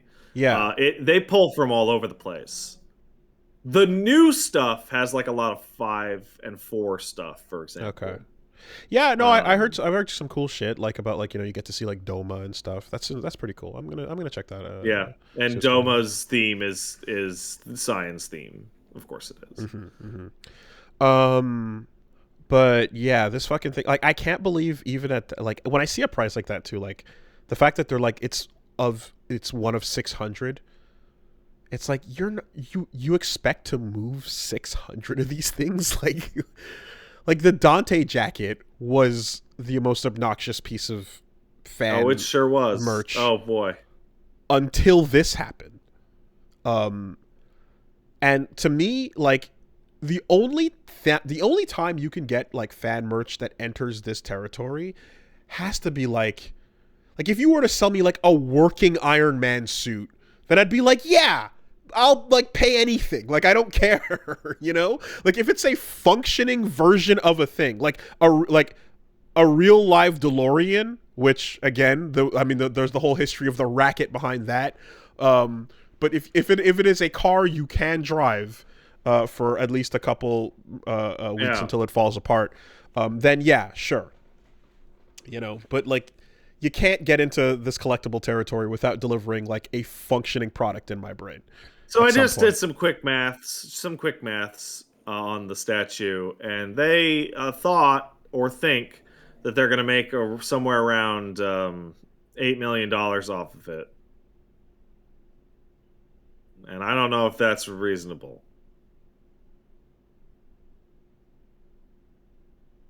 Well, pre-order now. It's a 1/6 scale statue for $13,799. I don't know. I'm good, anyway, man. So yeah, FF6 is great, and yeah, Elden Ring continues, and it's it's good times. It's good times. I have seen the Lord of Blood, and I have felt. Oh, Moog's so cool. The Lord of Blood, and you know what? What? He can have Michaela. Yeah, he deserves it. Wait a second. The last I spoke to you, you were hanging out in Caelid and Radon Town and whatnot. What the fuck are you doing out in Moog Town, man? That shit is for real. Yeah, I felt it. And I'm just doing whatever suits my fancy. And in this case, I went and I talked to Vare, and then he gave me a thing and said, and I went, fuck you, and I used it, and then that happened. Yeah. So. Hey, guess what? That's how you get to the fucked up farming spot. Oh, okay.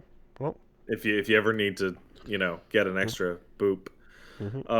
Yeah, that dude's a pedo. You need to kill him. What? Yeah. What the fuck? What are you talking about? Miquella, the god cursed with eternal childhood? Okay, well, I don't know anything about Miquella yet, but I just know there's an egg and a hand falls out of it. So, yeah. Let's leave that alone, please. No, you're gonna have to go back and take care of that. All right, well, let's just leave that alone, please. It was written by the George R.R. Martin. Did you really think you were gonna get out of the game without finding a weird incest pedo demon? I mean, I was expecting, like, Craster's Keep, perhaps. But, sure. All right. I don't know what that's about, but sure. Anyway. Yeah, well, so the way I've been going through the game has been, well, one, obviously, like, by just like reading over the descriptions and like of every detail and getting the lore drops here and there, but it's like it's slowly fleshing out these characters. But it's interesting because even though it's the most straightforward so far of like the way that these stories have been delivered for a FromSoft game, it's also very confusing because essentially, like, Reggie's taking notes and has the Control F ready to go whenever there's like a name that we've already seen, but there's all the R family, the M family, the G family. Oh, it's real bad. And you're trying and the problem is that you're trying to like create a timeline, a family tree, and context for what each of these individuals have done before you really like see them and have an ability to link it to something. So like, you know, as you're talking about like Michaela there, for example, right now Michaela is just one of many names that have floated about in some lore descriptions, but there's no actual full context given, you know? So I feel like a lot of the characters at this point are just a name and then a bunch of bubbles of floating ideas around them, and perhaps encountering them will like solidify that, or, you know, encountering something to contextualize it, or like a lore cutscene, or even a description from the all-knowing asshole. But as it stands, there's just a bunch of floating cloud names that just have words vaguely near them in my brain, you know, and you have to pull them together with each little mention. But it gets rough. It gets a little tricky to juggle all that. Yeah, like Michaela or however you say it is probably like a really incredible example, because you run into the problem where you, like you said, Reggie's taking down notes. Yeah. But this game, more than any other game, is a huge fan of some of these characters have had different names over time. And so you run into Michaela, who, like, you used your sleep fucking sword, right, for a while, and you've been finding little Trina, little flowers that Trina's lily is your sleep stuff, and Michaela has a lily. Yeah, and like, at some point in some description on some item, you find out like, Saint Trina is like an alternate like religious name for Michaela. Like they're referring to the same person. And then you have to mentally go and fucking combine that with all that shit, and it's a fucking mess. Are you punishing me for taking too long to play the game? No. Okay. I don't even know why everyone's going nuts. Like, this is the most minor possible detail conceivable. Okay. Well, anyway. We'll get there when we get there. The one thing is for sure, though, is that the Moog encounter is, like, there's some encounters where you're like, okay, how badass are you? You know? You can punch upwards here. But then he's for real. And then there's the like, you think you're cool? You know, how fucking cool are you? Yeah. But it's a nice little flavor for, I guess, what that difficulty spike is going to look like. So yeah, that area is a pretty good indicator of like, oh wow, then you better pump your health, man, because stuff's gonna hit like real bad. He was also one of those fun bosses. They had to patch him because there was a way to jump into his arena with the little pillars outside his thing. Oh no, shit! Jump in there and he wouldn't turn on. I was literally looking at that hole, and I think I made a remark about that. Like, I'm like, that looks like the kind of shit where you could like peek through or arrow him or some shit. Yeah. Any way to see through a boss arena, you know? Although the dude down at the beach in the Weeping Peninsula is like bait for that almost, because you can see the boss that's off standing down by the end of the fort. Shit, what fort was it? The fort at the south of the Weeping Peninsula. Morn, yeah. So you see the boss gate, and you see the boss standing deactivated behind it. Yeah, but there's no way to get around. Anyway, so Elden Ring will continue, and fun stuff. So we'll be doing that tomorrow, and then there's. Before you continue, I've been fucking around on my own Elden Ring file, and I have to say I have to wait longer. I went so hard on it the first time that I'm like, I'll throw myself right back in with a new build or whatever. It's like, no, it's too soon. Oh, interesting. Like, there's too much. So, I had a session where I got to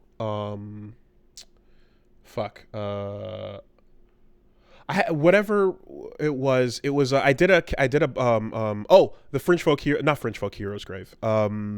War Dead Catacombs. Oh, that fucking thing is bullshit. Yeah. I didn't even beat that one in my game. I left it and then went and beat the game and forgot. Wow. Okay. So I went to that after Radon and got to the boss of it. And like it was around that time where basically it was just it was just a remix of a previous boss, right? Yeah. And you're kind of like, okay, some of these caves are gonna have the guardian cat, the stone cat dog thing. We got our ulcerated trees, we got our grafted scions. I did definitely finish that session, and I kind of went like, the size of the game makes this mandatory, but fighting the same boss in every different element is getting repetitive. Dragons. There's got to be something beyond that door. Yeah, and it's got to be a thing. Probably, like if we have 100 of these to do or 1,000 of these to do, then let's just grab a bear and put it inside the door and say you have to fight it in close quarters. You know, and in other cases you've got the dragons, where it's like, all right, there's dragon behavior, and then the shit that comes out of its mouth is what's different. That can make a huge difference, but still. It can. But the repetitiveness is being felt on these enemy types, and they're introducing new enemies as well, but not at a rate that... And maybe it's just the direction I'm wandering in, but I feel as if I'm not getting introduced to new enemies at a rate that, like, keeps up with like, new fresh shit and old repeating shit are like 50-50, so that the next zone will, bring on more. So, like, I'm not getting that. It's this tough thing, and people like you and I are going to encounter this problem much more strongly than what I'm going to call the average player. Because, if you were to truck through the game in a more or less straight line with detours, man, the enemy variety is fucking crazy. But if you're going to go through Caelid and be like, I wonder what's over there, I wonder what's over there, I wonder what's over there, I wonder what's over there, there's only so much that's associated with the Caelid location. Yeah. But, like, I kind of walk into a boss door going like, okay, is this just going to be a room full of jellyfish? You know what I mean? Like, and so it's nice when, I guess, it's like, oh, well... Even if it's like a budget answer, a budget solution, when it was like, oh, it's an NPC invader type boss, and it's the guy who invented what type of like some kind of like magic or I forgot what it was, but it was like in that one cave that had like 2 bosses in it. Like one of them was like a dude whose name was mentioned in the lore. And it was like, oh, cool, okay, yeah, that's fine. It just and then like there's a bunch of resurrection, necromancy shit happening at the same time. Mm-hmm. So it's like, okay, I can accept just a basically like a glorified human invader boss for variety's sake, but the same goddamn watchdog for the 5th time is So for me, I had this moment of like that would start to show up, and I would be like, right, and there's the moment where you're like, oh, this guy again, and then you're like, oh, this guy again, and then there's the step past that, which is, fuck, they're reusing this again. I never got to that point. Okay, right. So, like, they will reuse bosses. I think Ulcerated Tree Spirit might be the worst offender. Perhaps that's what I was thinking of, because it like I hit the 3rd one and went, all right, here we go. I think there's like 6 of them over the course of the game, but at the same time, there's so much fucking game. What I will say though is that like. It's weird, but I can forgive a specific kind of usage or reuse. When you drop me in and you go, hey, it's 2 Iron Virgins, I'm like, yeah, all right, we're doing 2 Iron Virgins. When you drop me in and you go, it's a Crucible Knight and one of those wild fuckers, Misbegotten Leonine. Misbegotten, a Misbegotten, then I'm like, okay, 2 different things together creates a unique experience for it, you know? I can take that mix a little bit better. That feels a little more fresh. That fight can be really tough. It can because be. of the exact freshness you're describing. Mm-hmm. Mm-hmm. There's a couple ones. There's a couple dual boss ones in the game in which I walked into them with what I'm gonna overtly state was a overpowered character, and came away with, oh man, here's your like hope you have. I hope you're not. How do I put this? I hope you're not one of those people that refuses to use the ghosts. Cause two motherfuckers are gonna run you down, and they are going to start stomping on you the instant you walk through the door. I'm kind of going like loosey goosey on that. I'm just calling it how I feel it. In some cases, I'm like, yeah, fuck it. Some cases, no. I think what I do is I kind of I take a look at it and I go, what is it? And it's like, if it's big or if it's 2 things, then I'm like, yeah, I'll call in on that, you know. And if it's 1 thing, then I'll take a crack at it as is, certainly. But it all depends on how I'm feeling, you know. But I definitely know that like the feeling of how strong Oleg was and the feeling of like how strong Moonveil was, makes me go like, well, for my own fun, I'm gonna go for variety too. So I'm not just gonna call in Oleg. I'm gonna call in Perfumer Trisha, you know. Yeah, I'm gonna call in someone else. It's an interesting situation going through the game because it's so broad and because the areas scale so unevenly. Like, more than any other From Software game ever, by far, you will walk into situations in which you are more than ready to deal with whatever the fuck they're going to throw at you. I was fucking around with my fucked up character that I made with, min-maxed and shit. I'm running around Liurnia, and, like, I got to a boss that I was able to ice in, like, a single shot.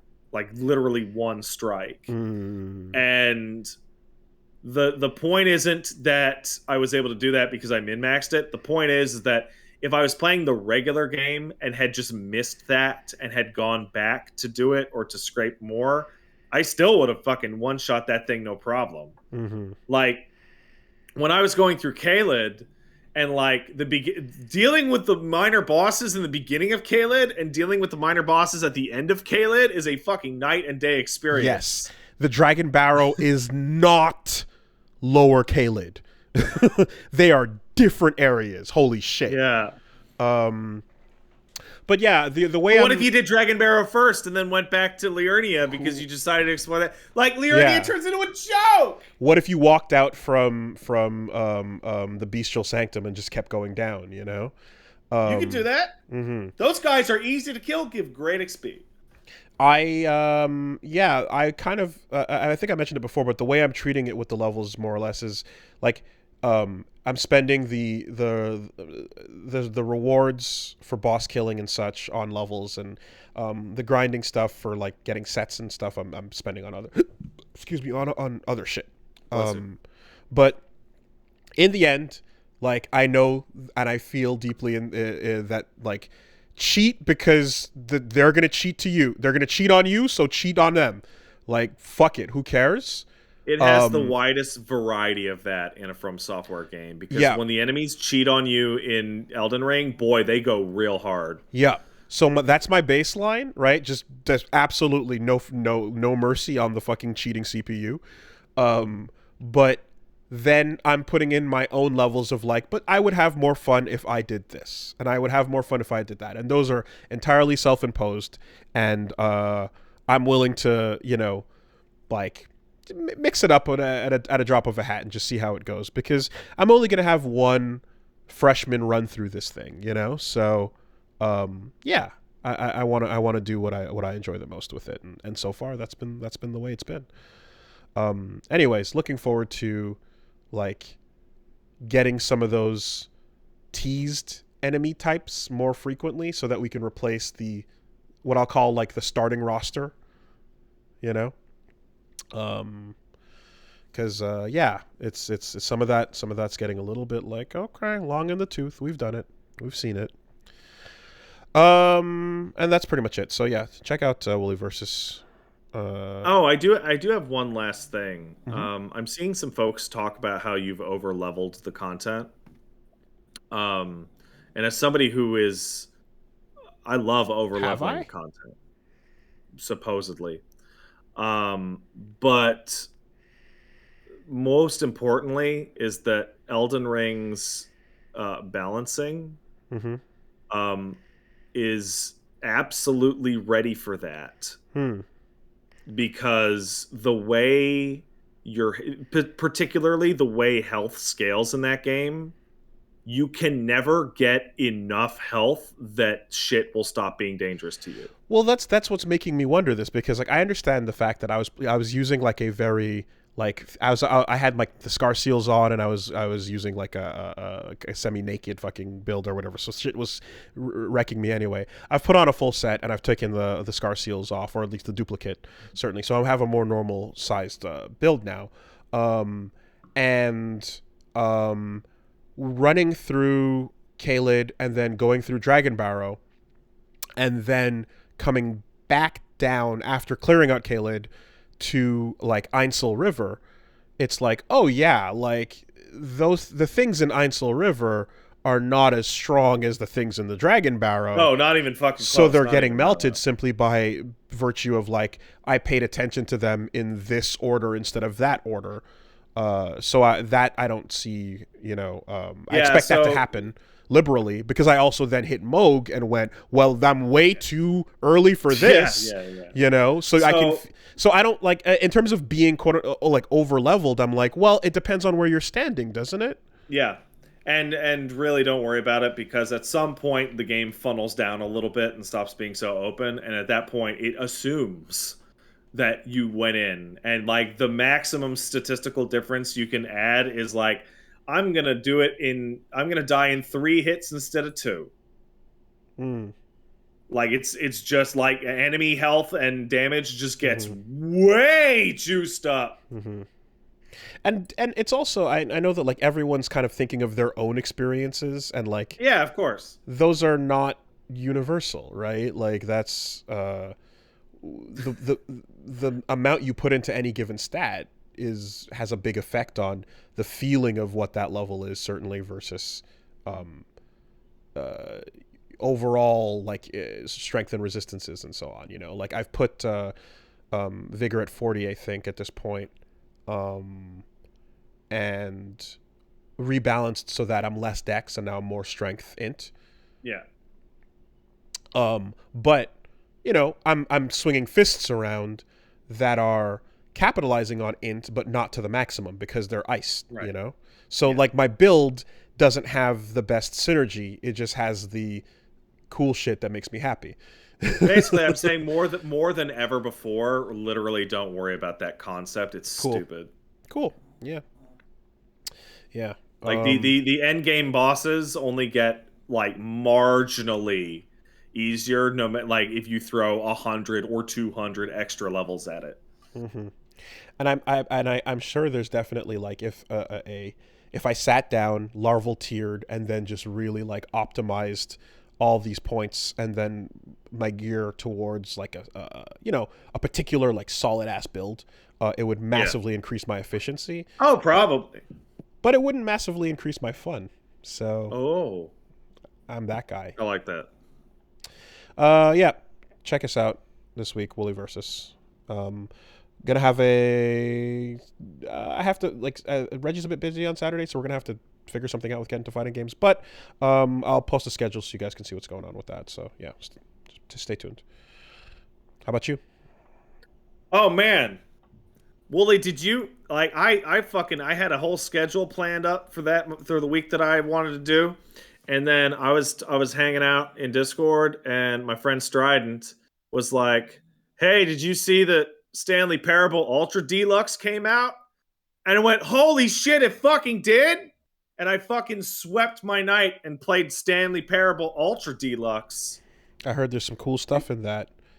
There's some fucking cool stuff in that game. Have you played the Stanley Parable original? I have. Okay.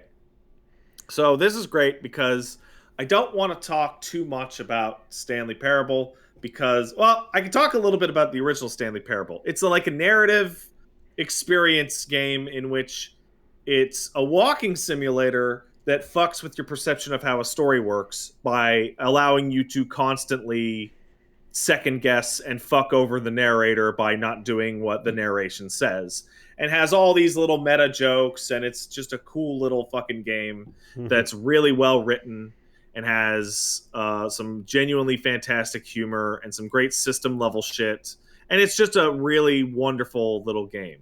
And then they put out Stanley Parable Ultra Deluxe, in which I was a little surprised because it didn't seem like the kind of game to get like a extended edition or whatever, or a sequel or something like that. And it says, oh, it's got lots of new content, and you load into a game like Stanley Parable, which it's kind of like fucking do whatever and find the content. I was a little worried I wouldn't be able to find the new content. Well, luckily enough, upon starting the game, you just walk past a door that has a giant fucking sign on it that says new content. Oh, that's nice. Okay. And like it has like flashing fucking neon pointing towards it, and it's horribly garish, and it stands out like a fuck. And solid.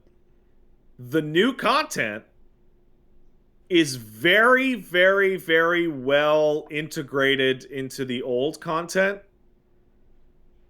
and it's not a sequel, but there is so much new shit in it that it could be.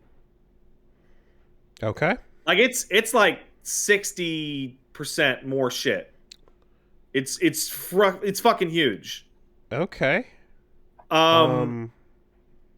And it's really, really, really good. I mean, the original was pretty good, so I believe that.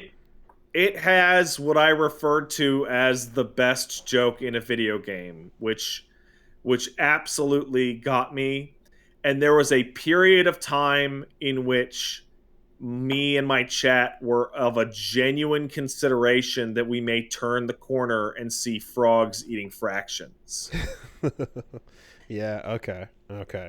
I mean, I know it's excellent. I saw like that it's like I saw that it continues to be fucking wild by the nature of one of the new achievements that it has. There's a bunch of them. There's a bunch of wonderful new achievements in it.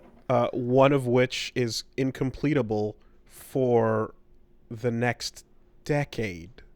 Yeah, so there was an achievement in Stanley Parable, which at least one person got, called Go Outside, which is don't play Stanley Parable for I think it was 7 years.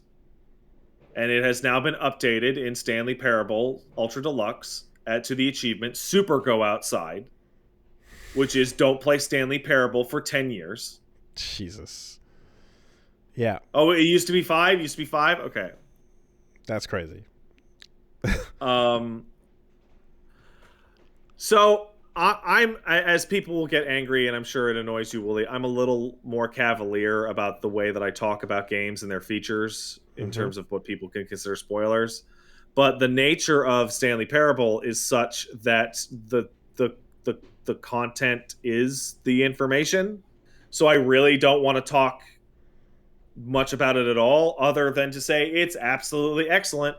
And much like the first game really pushed against what you thought it could do with its format, this second game pushes farther and in much weirder directions.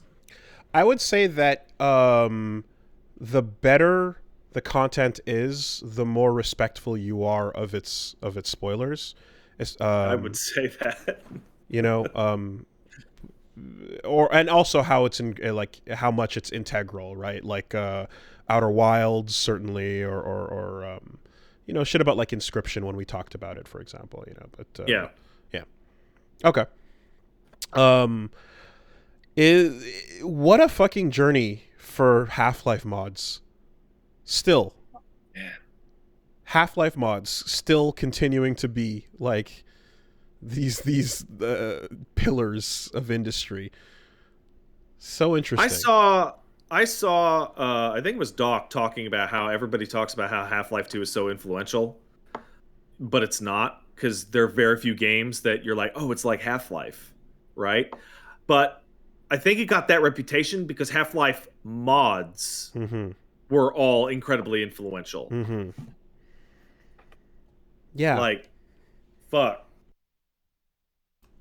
It's the engine that's actually important. The Source engine was way more important than Half-Life. And you can feel that. Man, you played through Half-Life 2 relatively recently. You can feel that game is like, yo, this is the engine game. Half-Life 1. You only play Half-Life 1? Half-Life 1, not 2. Okay, whatever. You can feel it there. Hey, look, we can script an event. Ooh. Ladders. Wow. It's crazy. Just play Half-Life 2. That game's weird. Yeah. I was definitely going to come back around. Of course, it's just like, well, we already fucking did this of like, oh, but there's the other remake and then the oh yeah, no, that whole thing. That game's just so weird.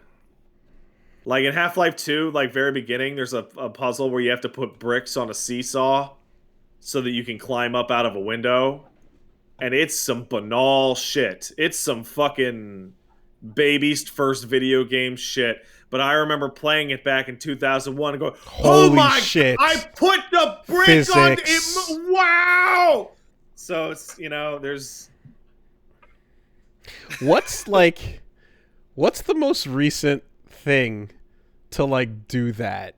Where it's like, I can't believe video games can achieve this. And like... L.A. Noire. L.A. Noire's faces. The face capture? Oh, man. Yeah. That shit's crazy still. Like, I'm like, has there been anything in like the last like 5 years where you're just the bread? Like, the bread. Okay. Yep. totally banal, completely unimpressive, like for the moment, for what the thing is. And like 50 years from now, it'll be like, who gives a shit? But yeah, no, for what have now, by virtue of our limitations, that bread is insane. Mm-hmm. I remember telling you about the bread, and you're like, yeah, that sounds pretty cool. And then like I saw the clip of you seeing the bread, and you looked like you were gonna jump out of your skull. Like, how? Yeah, it's recognition of our current limitations. Like, games are not yet reality, but then something just comes in and goes like, oh, we're closer than you think. Mm-hmm. Shame the Boktai daylight system never took off. Never caught on. Never caught on, But yeah. Bummer. So yeah, Stanley Parable Ultra Deluxe is an easy 10 out of 10 recommend to anyone. It actually made I was very worried that it would make a terrible game for streaming because of the amount of narration. No, it ends up being a great back and forth. That game's incredible. Everybody should check it out, particularly nerds who are like, what can a video game do with the medium? Isn't it weird to live in a world where like there's now like liberal 10 out of 10s that you can drop on multiple things? Oh, easy. Yeah, that used to be like, this is going to be a hill I will die on, and I'll argue it, and it'll be my one thing. And now it's like, oh yeah, man, I just fucking played Disco Elysium, and it's perfect. And then right hot off the heels of like 13 Sentinels, which is not 10, and that was perfect. But it was like 9.9. You know what I mean? And I don't know, like you're like, oh yeah, fucking how fun was Sifu? It was fucking excellent. It was top to bottom. Yep, just casual era of just 10s are dropping left and right, and you're like, oh, cool, perfect games.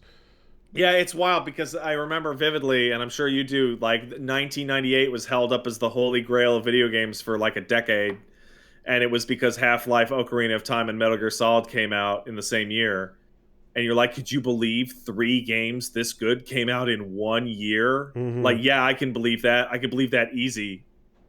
It's especially weird after like the 7th generation, like the 360 era, where like games became garbage for a while. And like we got the increased output but not the increased quality. Yeah, it's just it used to be such a sparing badge to give out in some ways, and and you're like, oh no, like there's been some just fucking solid top to bottom games that come along and they go, this is what we're about, we're gonna just focus on this one thing and crush it and do it like no one else does. And you know whose fault this is? Famitsu. The 40 on 40. Yeah, and you know what game broke the seal on this whole madness? What was it? What the was it? Nintendogs? It was Nintendogs. Yeah, Nintendogs.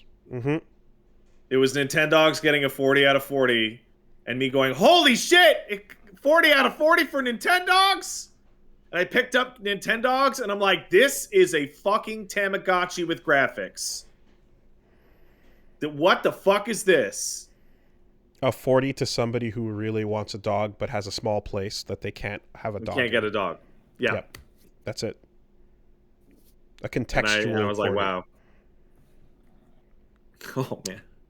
The 30, I'm reading a quote, the 360/PS3 era was the absolute nadir of video games, which now I'm going to have to go look up what the word nadir means. The lowest point. Oh, God. Yeah, that was a rough period. Well, I mean, but there was Stanley Parable's here, and it's good. There's only one era in which the term shovelware existed. Shovelware was not a thing before or after the era of shovelware. Yeah, you're anyway. Right. All right, let's move on. I played that. I also took a look at Teardown. Have you seen Teardown? What's that? Okay, so you look that up while I'm talking. Teardown is a game that's using like a voxel look. Everything's made out of tiny little cubes. And it is a destruction heist game in which they drop you into a completely destructible environment and go steal all this shit in 60 seconds. And you are going around this completely destructible environment with trucks and guns and Blastcore. Shout out to Blastcore. Yeah, kind of. And shovels and hammers, and you are trying to build a perfect route to hit all the items and escape within 60 seconds. It's great. It's also technically like stellar. Like it looks incredible despite its little blocky outlines. It's also insanely hard. Like insanely hard. Like I started running roadblocks within an hour or two. Okay, so Blastcore, but then you can get out on foot and then do it first person. Yeah, it's a heist game. Yeah. That you're gonna be heisting by going, okay, I need to get this. So what I'm gonna do is I'm gonna knock out this window and build some planks so I can jump to the car that I have set up, and then I blew out the wall so the car can drive into the building. Then I jump out of the car, grab the item, hop back into the car, drive down here, dump the car into the pool because that's a bonus objective. Grab the new car, head up here, grab this one, drive through this, blow this, that kind of idea. Yeah, it's interesting because the art style is like it's voxels, but it's in a lot of cases they're lit very realistically. So, yeah, it's got fancy RTX lighting. So from a distance, you're not sure that you're looking at a voxel, Yeah, it's a weird thing because you have an infinite amount of time to set up the stage, but the run is always going to be 60 seconds. Yeah, I feel definitely like Blastcore was a potential genre that never got explored. I mean, maybe. But it had been in early access forever and finally came out, and it is stellar, but again, very tough. It's also a really cool technical game because you're just, tearing all this shit apart and then fucking driving a truck through a building and all of that kind of cool shit. Not much more to say about Teardown, honestly. It's good. It's a good game. But does it surpass the level of environmental destruction seen in the first-person acclaimed shooter Black? Yeah. Black doesn't even have environmental destruction. But it promised Black has a lot of complicated scripting. But it promised that you could stand at one end of the level and keep shooting until you shot all the way to the other end of the level. Yeah, that game was called Red Faction and came out like 6 years before Black. Red Faction's fucking cool. Just putting that out there. Tested that for a bit. It was fun to test. You test the first one or Gorilla? The first one, not Gorilla. Yeah. And last but not least, Rogue Legacy 2 finally hit fucking 1.0. Did you play the original Rogue Legacy? Played the original Rogue Legacy, never beat it, but really enjoyed it. Not many people beat it. That game was hard. And I saw this. I saw the reviews come in at like 9s across the board. Yeah. So Rogue Legacy 1 was a really long time ago. When was it? Rogue Legacy 1 was like fucking 2013, so 7 years ago. And they're using like Guilty Gear style 3D to emulate the 2D style of the original Rogue Legacy. Okay. I don't know if you've seen what it looks like. It looks really good. 9 years? Ooh, 9 years. I just saw the promo art. 2013's only 7 years ago. Shut up. I did not look at it in action. I kind of just assumed it was going to be similar. Sprites again? Yeah. No, go look at a trailer. It looks really good. And it's everything that you would want out of a sequel to Rogue Legacy. It has the good feel on the buttons. Like, you touch on the jump, you touch on the fucking attacks, you do the dash, you do the air dash. It feels really good. It feels about 95% of the way to being Hollow Knight in terms of feel.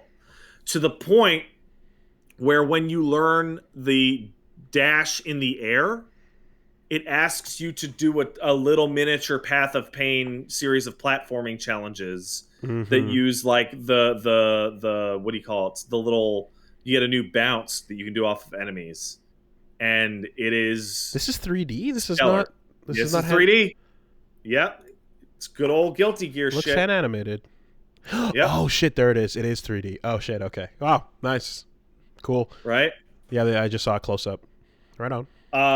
It feels super, super good. All the new classes feel like great little character classes in their own little action game. There's a lot more like abilities that you actually get to learn. The graphics look incredible. The music is great. Like, it's just the total package. And I remember the original had some references to like different genres mixed in there as well.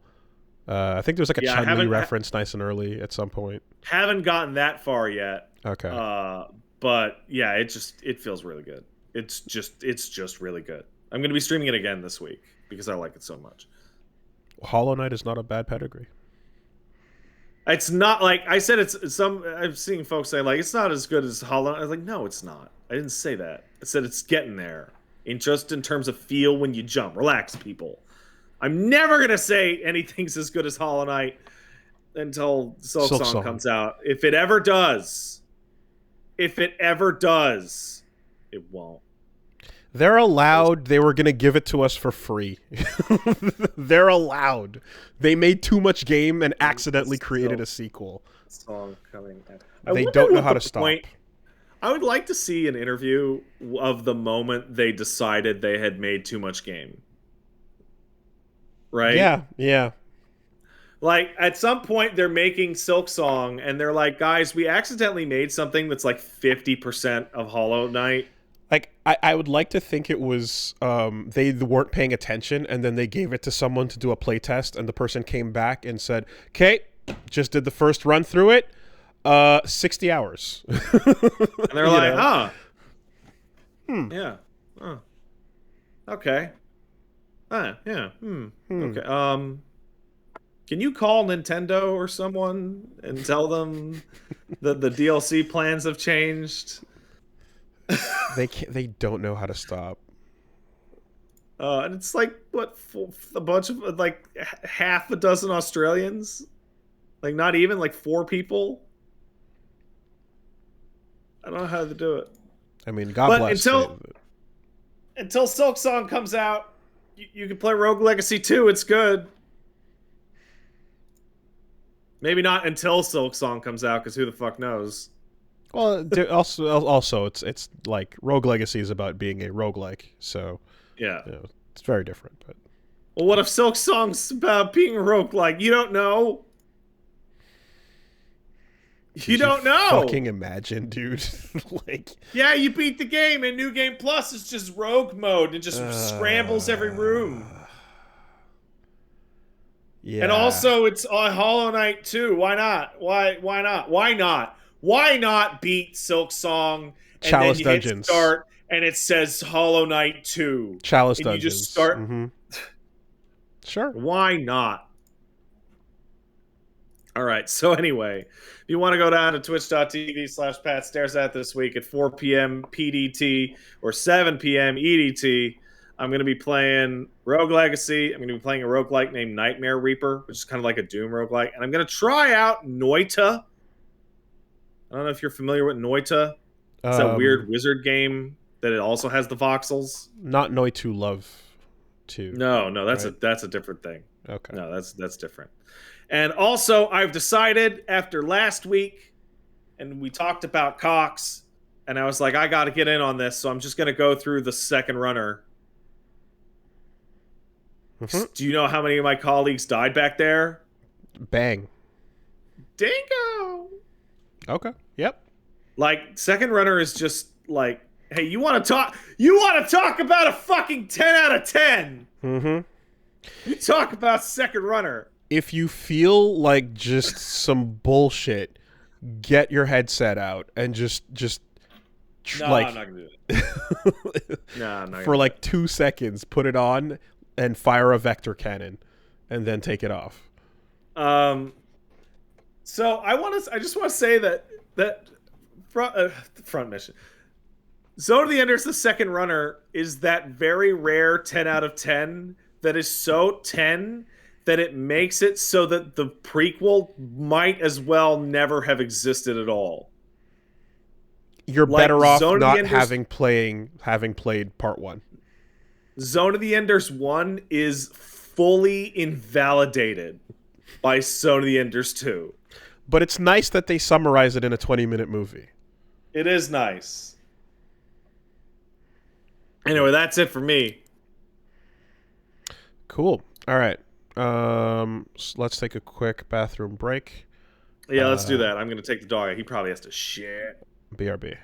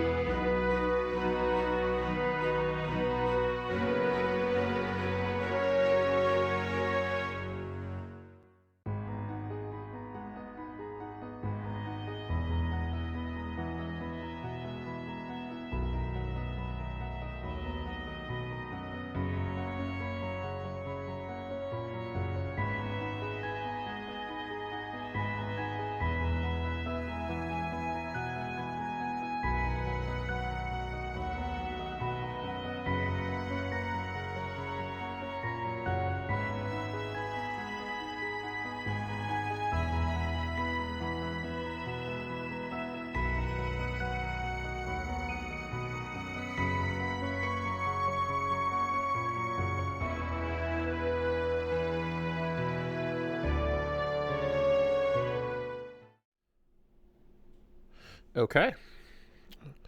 Let's take a quick word from our sponsors.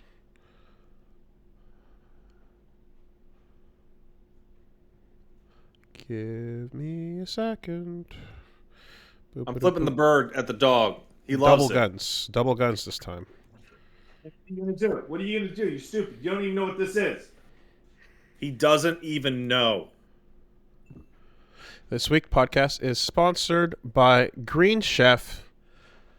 Here to remind you about eating and eating well, if and when you can.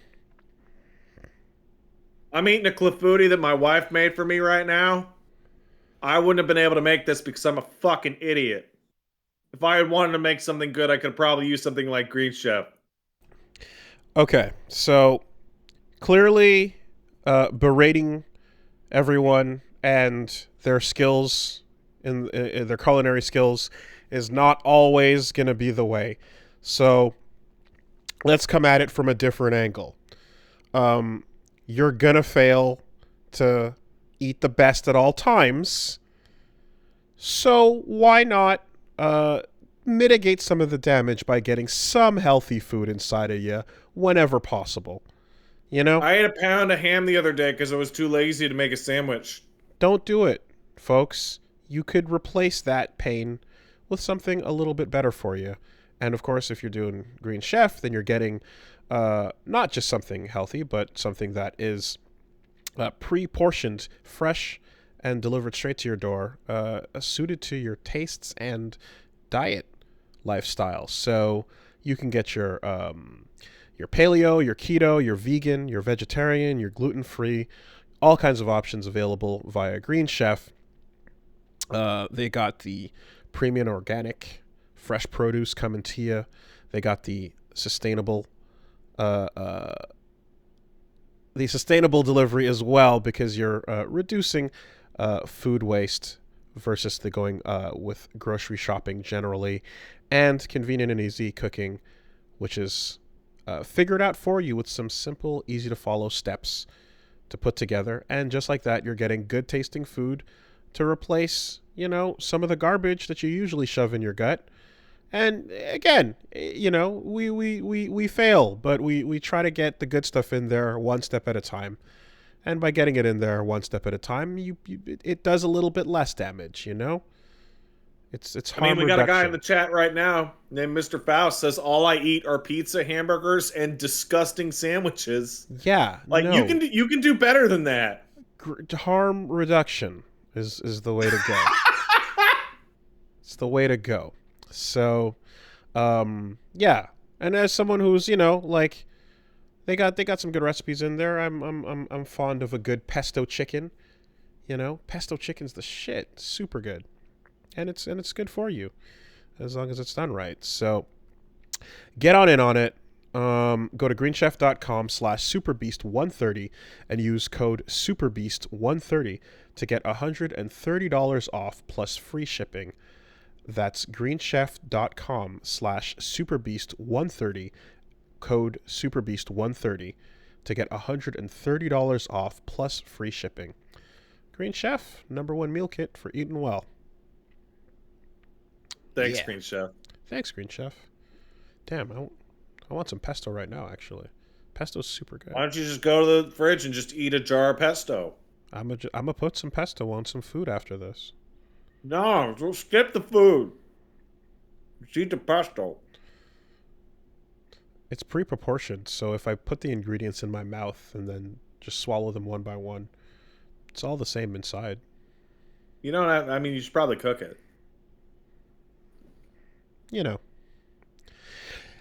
This week, the podcast is also sponsored by Stitch Fix. Stitch Fix is in the business of helping you with your look, certainly improving and getting you some fashionable choices where you might not be able to, you might not be crushing it. You might not be, shall we say, dripping. I'm dripping. In the bad ways, not the good. No, in the good. It's all good. You got the bad drip. The bad drip is very No. bad. The bad drip requires frequent trips to the bathroom. Nah, man, you take your medicine. Your drip turns into gold. The good drip, the good drip is when your fashion is on point. You're looking sharp. You're looking tight. Everything is well fit and put together. And you'd be surprised how many people don't know how to get a good fit. You know, sometimes, what's like, if you sometimes you go for maximum comfort, but you don't necessarily have like, you know, a perfectly a catered style that is suited to your body type. And that's where the experts come in at Stitch Fix, because instead of basically going and digging through piles at whatever shops you got around you, you got Stitch Fix, which has experts who are going to look at you. They're going to give you the up and down, the once over, spin you around and be like, got it. And send you a bunch of options that fit your style, your tastes, your look, and your budget. And before you know it, bam, you're going to be serving JoJo. You just got to pick out what you like, send back whatever you don't. And shipping, returns, and exchanges are easy and free. No subscription required. You can try it once. You can get deliveries at intervals. No hidden fees ever. It's pretty straightforward. And as the seasons change, you want to get something a little more suited for the new weather, they've got you covered. So yeah, trust in their experts. And of course, if you want to browse, they have their available stores that are custom made for your choices. Once again, things that are suited to you is the specialty here. So sign up for Stitch Fix today at stitchfix.com/superbeast, and you'll be getting $20 off your first purchase. That's stitchfix.com/superbeast to get $20 off your first purchase. Limited time offer. Purchase within 2 days of sign up. Thank you, Stitch Fix. Thanks, Stitch Fix. Okay. This week we're also sponsored by ExpressVPN, who are basically, for me at least, fighting back the bullshit that is not being allowed to watch cool things because of where I live. Shit sucks. It's real simple. Don't care for it. I don't like the fact that I can't watch things, in some cases, on services that I'm paying for. Yeah, that's some outrageous nonsense. Simply because I'm in Canada. You know? I'm paying for it. Like, what the fuck? Why can't I? No, I hate that. That sucks. So, region locking horse shit is a thing of the past. When you get yourself, ExpressVPN, you just click the button, real simple, and you say, I'm here now. And then, bam, it updates to be like, oh shit, that's where you are. And your services no longer treat you like an asshole. And they show you everything available to wherever you choose to be. And I use that on my phone on a regular basis because, fuck off. Stop hating on me because of where I am. Also, it's not bad that it also keeps you private as well. If you want to connect to that McDonald's Wi-Fi, I don't recommend it. But should you choose to do so, if I can't stop you from connecting to that McDonald's Wi-Fi, for the love of God, put some protection on, get yourself covered, and keep your anonymity. So that's what ExpressVPN is about. They got fast speeds. You can stream in HD, zero buffering, compatible with your phones, laptops, all your consoles, smart TVs, and more. Servers in 94 different countries, and it works with all your streaming services. Oh my goodness. Good coverage on that. So be smart. Stop paying full price for streaming services, only getting access to a fraction of their content. Get your money's worth at expressvpn.com/superbeast. That's the link, expressvpn.com/superbeast, to get an extra 3 months of ExpressVPN for free. Thanks, ExpressVPN. Thanks, ExpressVPN.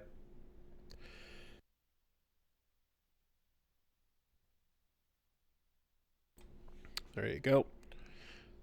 And last but not least, once you are able to once you are able to access and listen to whatever you want, because you're not being restricted anymore, you want to do so with some good headphones, and you want to do so with no wires to deal with, really. Because oh god, no wire. Hey, you see the headphones I'm wearing right now? Not a single wire.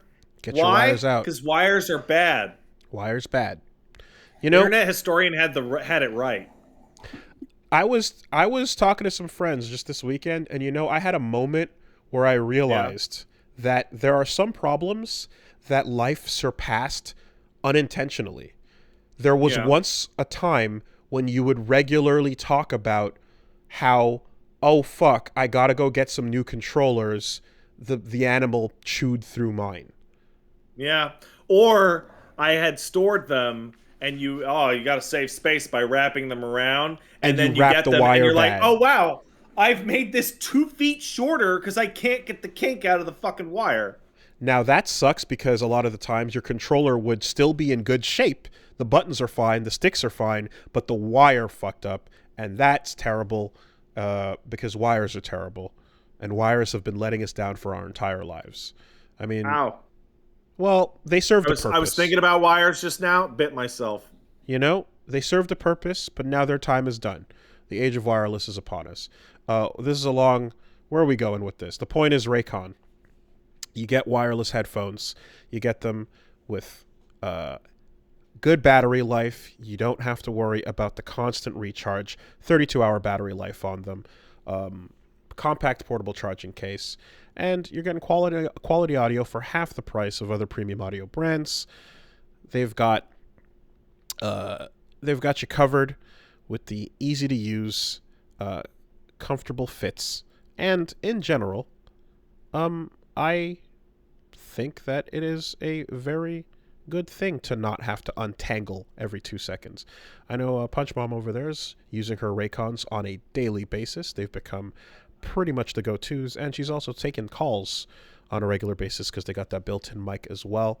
So yeah, get yourself the number one preferred way to ignore your husband. You just put them in, and then every time someone calls you go, I didn't hear you. I had them in. The sound was blocked. I didn't, And you're like, well, take them out. I need to talk to you. And you're like, what? I can't. Hold on. Gotta unpause. What was that? What were you? Oh, never mind. Okay. All right. Yeah. So there you go. Check them out. Mother's Day's coming up. Oh, there you go. You got a perfect opportunity. I would not trust my mother with wires. Bring your parents into the future. Save them. Save them with the wireless way.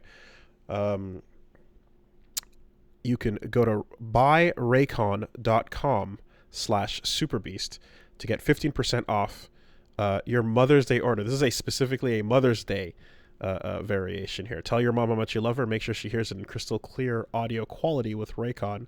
That's buyraycon.com/superbeast for 15% off your Mother's Day order. buyraycon.com/superbeast. Considering every time I call my mom right now, she's like telling me to speak up because the connection's no good, and I'm like, the connection's fine, Mom. Yeah, maybe some wireless headphones are in some order. So like the like my mom hits the speaker button and turns the phone sideways and leans her head back, and she's doing like the audio equivalent of like showing your parents a meme, and then they put their glasses on the tip of their nose. So like, yeah. It's the audio equivalent of that. Get the wires out of their life. Save them. Thanks, Raycon. Thanks, Raycon. Okay. All right, let's get into the news. The news? Oh, man. Good thing nothing happened this week. Yeah, look at him. He's sticking his butt up. He's doing that pounce pose. Oh, he's doing some stupid bullshit. He's an idiot. Couple things happened. We covered the big one, certainly. Squeenix selling Eidos and such has been covered. So, we talked in depth about the legacy of these old Japanese companies bitch juice doing their things. But there's more revelatons that have come forth. Indeed. So we were just talking about Sega and Sonic, and we were just talking about even the inclusion of guest star from Balan Wonderworld over in Sonic SmackDown, and that was pretty cool. But it was a shame because you're like, damn, that was a new, possibly promising franchise. What happened? And then this week, a couple days ago, Yuji Naka, legendary game designer, came out and basically put a big Twitter thread up in which he disclosed that there was a lawsuit between him and Square Enix, and that he was removed as the director of Balan Wonderworld about half a year before the release, and the proceedings are over, and he's no longer bound by the rules or any NDAs, and so he'd like to speak out. And in his speaking out, he goes on to describe that essentially the reason why the game underperformed and why the game essentially came out and sucked was because he was removed by just about everybody on the team not wanting to work with him anymore. That's wild. Why would no one want to work with you, Yuji? And that led to a number of changes, and of course, him not being there to ensure the vision. It became something different, and then it came out and disappointed everybody. And so, he understands that why people were disappointed with the project and such. He went on a pretty long Twitter thread describing essentially, his personal perspective on how it went down with Sega and what he was upset about and why. But the overall general narrative here, though, seems to be that it wasn't just the higher-ups. It seems like almost the entire team just didn't want to work with him anymore. And that paints a very different picture from a board of directors picking you up and firing you. I have a familial relation that is a little older than me, who has had a consistent issue with keeping their job. And you ask them, hey man, what happened at your job? I thought things were going well. And they'll tell you the same story they've been telling you for 25 years. Oh man, my boss was out to get me, man.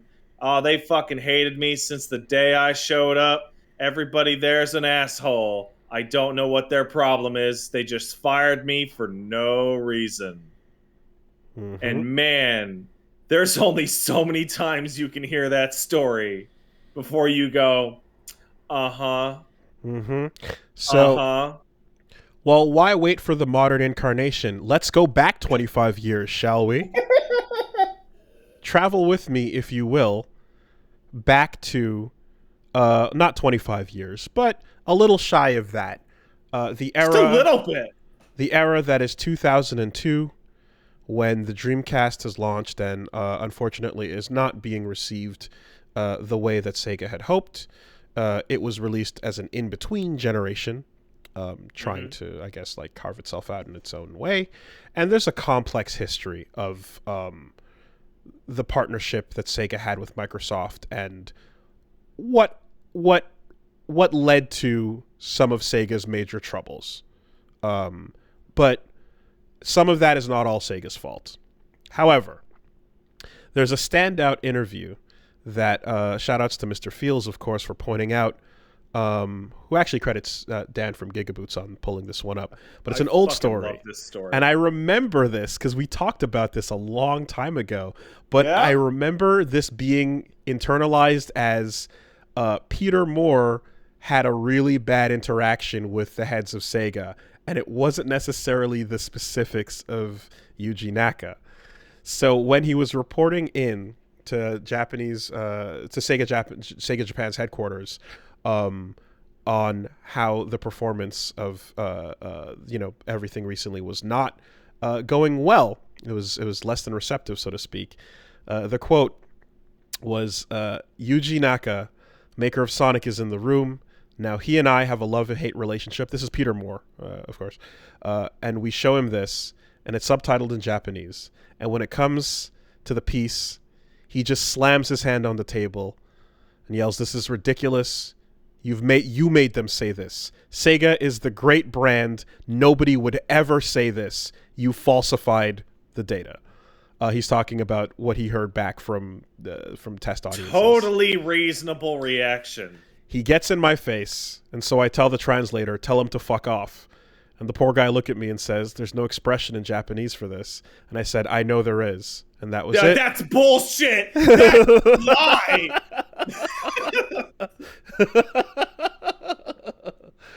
Yeah. No. Translator, rip your sleeves off, get real low into the Slav squat, look him up and go, "Kura!" Nani? So the poor guy looks at him and says, "There's no expression for that." And he says, "I know there is, and that was the last time I ever set foot in Sega's offices."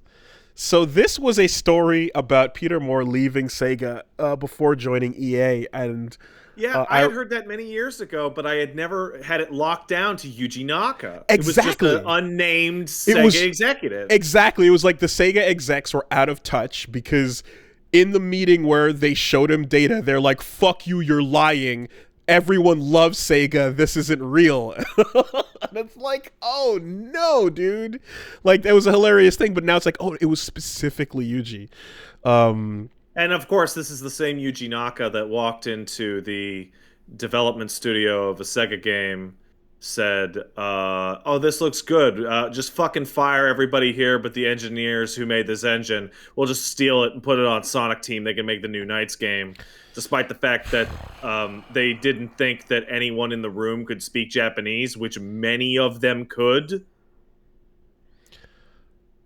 That fucking sucks, man. And the thing is too is I like it's interesting because I never had any, again, I didn't have that context and I didn't know about that part of it. And I'm thinking how over the years it's like, if he didn't kind of have this weird like Twitter legal hissy fit moment, which then kind of self-incriminates what it was like with him on the team, nobody would have had any of this shit to say about him, because in my head I'm like, Yuji Naka, legendary creator from way back in the day, couldn't get anything going after Sonic, but damn, there were some cool projects and Rodeo the Sky Soldier and all that stuff. Like, every time we talked about like these new IPs that never picked off, I've always been like, but like, he made some cool stuff. Like, it sucks that it never picked up. Very fondly, and like, this now in context is like, oh, dude, you might be kind of a dick to work with, man. Maybe that's the problem. Where you talk about these old creators, right? And you discover that you've never even heard, like, let's remove positive. Let's just skip right to, you've never heard anything that wasn't negative about this person. Ever. Every single piece of information that ever filtered down to me about Yuji Naka was that he was a fucking asshole. And now we're given the situation in which he's literally bluntly telling on himself, going, "They all betray me. Every person in the room hated me. They are all bad." Like, oh yeah, okay. And now you kind of start, and so like, you're trying to paint a picture here, right? That's one side, and over on the other side, oh my god, Jesus Christ. Okay. I thought I had heaven rays in my house, like when the sun was up. It's that time of day, man. It's that time of day. What can I do? That's wild. Anyways, the there we go. on the other side, you've got Yu Suzuki pushing as hard as he can for Shenmue 3. You know, and Virtual Fighter going the way that it does, and it's just like, oh, what the fuck happened, guys? And these are the people that are board members at the time too, you know? I'll tell you what happened. It's, I guess, run by criminals. Speaking of criminals in Sega, some people were talking about as well, like people are saying that, like, oh, it might be because of because Nagoshi had to answer to Yuji Naka at the time, that like that's part of the group that he was unhappy with and part of the reason why he left. I wouldn't be surprised.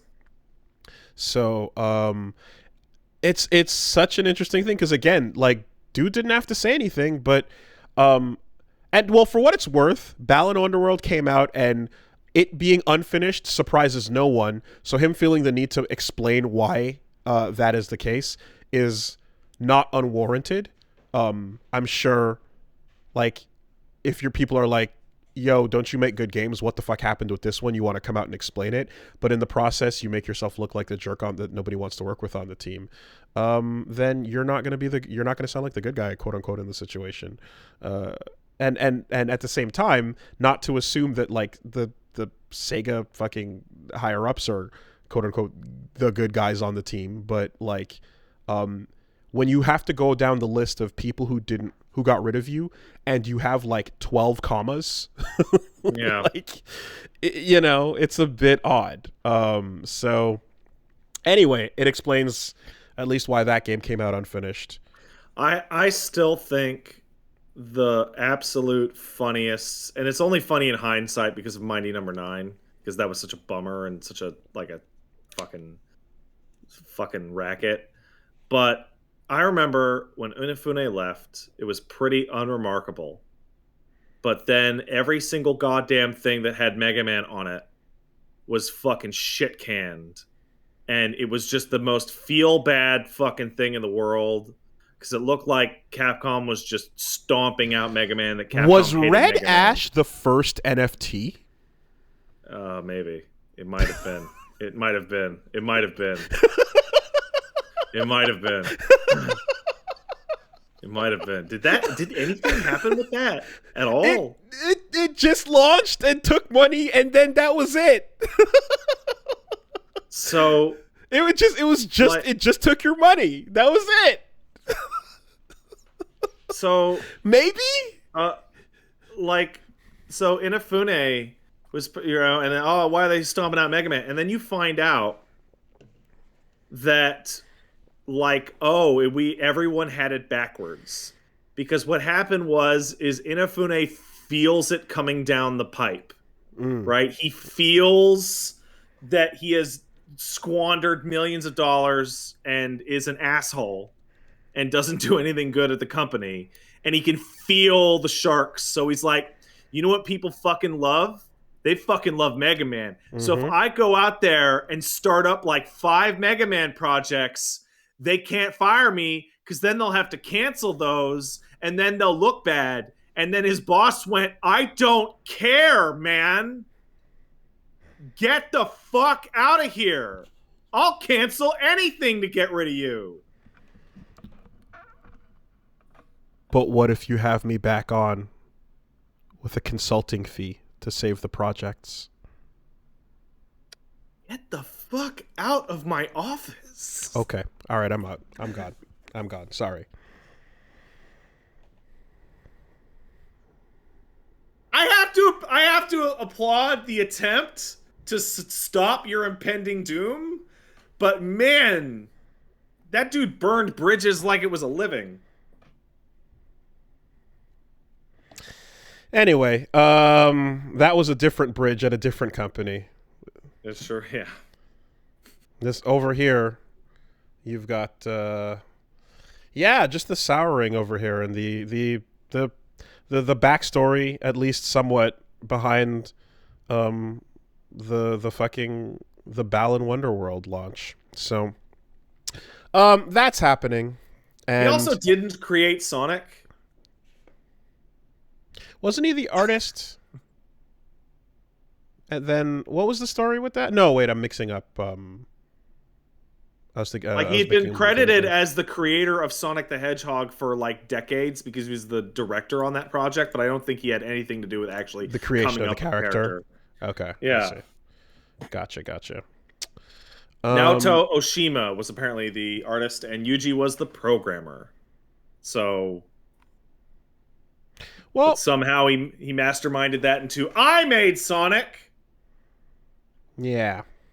Anyway, so that thread like backfired and didn't seem to. Why go away. everybody betray me? I made Sonic.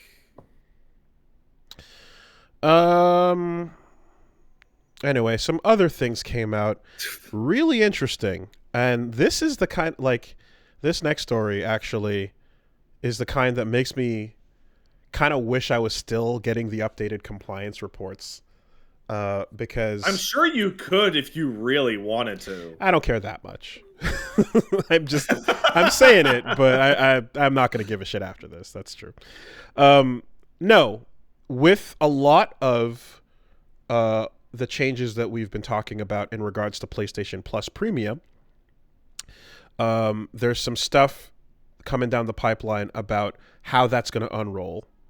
In fact, if I'm not mistaken, the pre-story here, one of them was they're going to unroll the new tiers and they're stopping anyone from stacking up current plan purchases so that they can't activate them once the rollover occurs. Maybe that makes sense. Sure. But going hand in hand with this is a new guideline. Any games on PlayStation priced $34 or higher must mandatorily have a 2-hour game trial. And that's going to apply to anything that is essentially considered full price. So they're putting $34 or more is what they're going to call like the full price. Although big gulf between that and $60. But in any case, get ready for a lot of games that cost $33. That's a fucking huge one. Very, very, very interesting because we had to do lots of testing on these types of things whenever there were like limited scope demos, but the description here doesn't seem to be even like content limited. It seems to be about a time limit. So, if the game costs over $34 and like you can, then you're like, I'm kind of thinking about how people in the Smash Brothers classics would go and play all those games and try to beat the game within the 10-minute time limit. Like, that's absolutely going to start being the case if you're talking about full game demos available for people. And then also those demos are going to be they have to be up for at least 1 year after launch. And my initial thing was, okay, but how are you going to deal with everyone being pissed off that they have to do a ton more work for your platform now that you've put this guideline out? And the Sony has specified that they will be generating the trials themselves, no additional work from the developers. Oh, that's fascinating because that means that takes it out of the developers' hands to like hide bullshit completely. That means unless you want to just tank the first 2 hours of your game. Well, here's exactly what that's going to look like. It means that on a software level, they're just going to, on an OS level, Sony's going to roll out a 2-hour time limit that just counts down and stops, Yep. And it'll also probably come with like, no save data or whatever. But by taking it out of the developer's hands, you make a lot of people not have to do a bunch of extra work, and they're going to be happy about that. However, there are definitely going to be a lot of developers that don't have a product that can withstand the 2 hours that are not going to be happy about the possibility that they'll essentially hurt sales because their game will be exposed for that limitation. And now we're at the Steam level, except this is part of the PlayStation Plus thing. So this is the subscription for online that enables you to have this kind of refund system. As opposed, well, so it's not a refund system, though. It's an intended demo. Right. Whereas through Steam, Steam lets you treat it like a demo, but you have to file for the refund and you have to spend the money to begin with. Whereas here, you're not. It's fucking great for players. This is a humongously awesome thing to have rolled out for people that are like, yeah. It shouldn't be tied behind PlayStation Plus, but it's still a good feature nonetheless. It is. Yeah, anyone who's trying to make their mind up on that, that's the best way to just cut through that question of should I buy that? Hey guys, what do you think? It's like you just answer it by trying it your fucking self. The next question is, so once this becomes a standard feature, do we now enter a realm where we create games that can hide as much as possible within that first 2 hours from people in the demo? Yeah, so I'm excited to see. So you've worked with Sony compliance. You would know how they would respond to this. But what I see is a situation in which the game costs $30 for the first 3 hours, and then the rest of the game is labeled a DLC add-on that is also $30 to get around this. And I can only imagine people at Sony just rolling their eyes and being like, go fuck yourselves. This is obviously in violation of the fucking standard.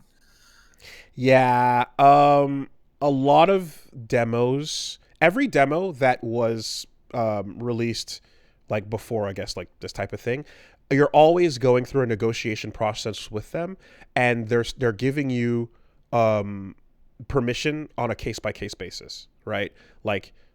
If your game has, is this length, or it's this type of game, whatever the case is, if Nier wants to come out, have that little section, and that's unique to the demo, that's not actually a part of the full main game that's going to launch, then they get that approved with Sony specifically for that project. It doesn't mean necessarily that they would okay it for everything,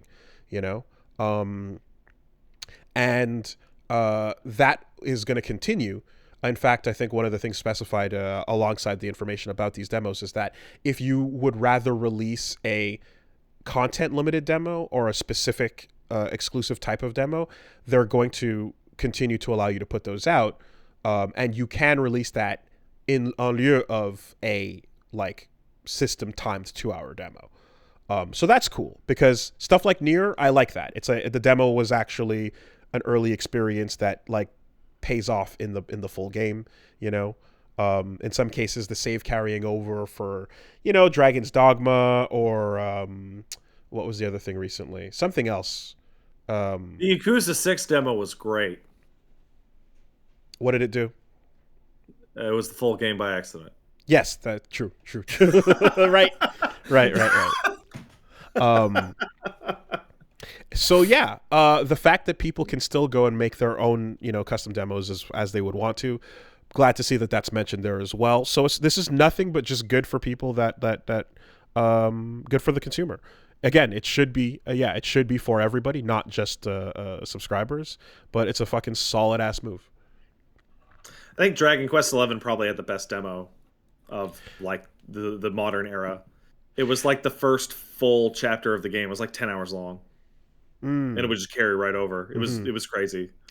Well, my favorite part about this news is the implied background conversation that is, but wait, people can beat my game in an hour and a half. I guess that's your problem, huh? Then why is it more than $34? but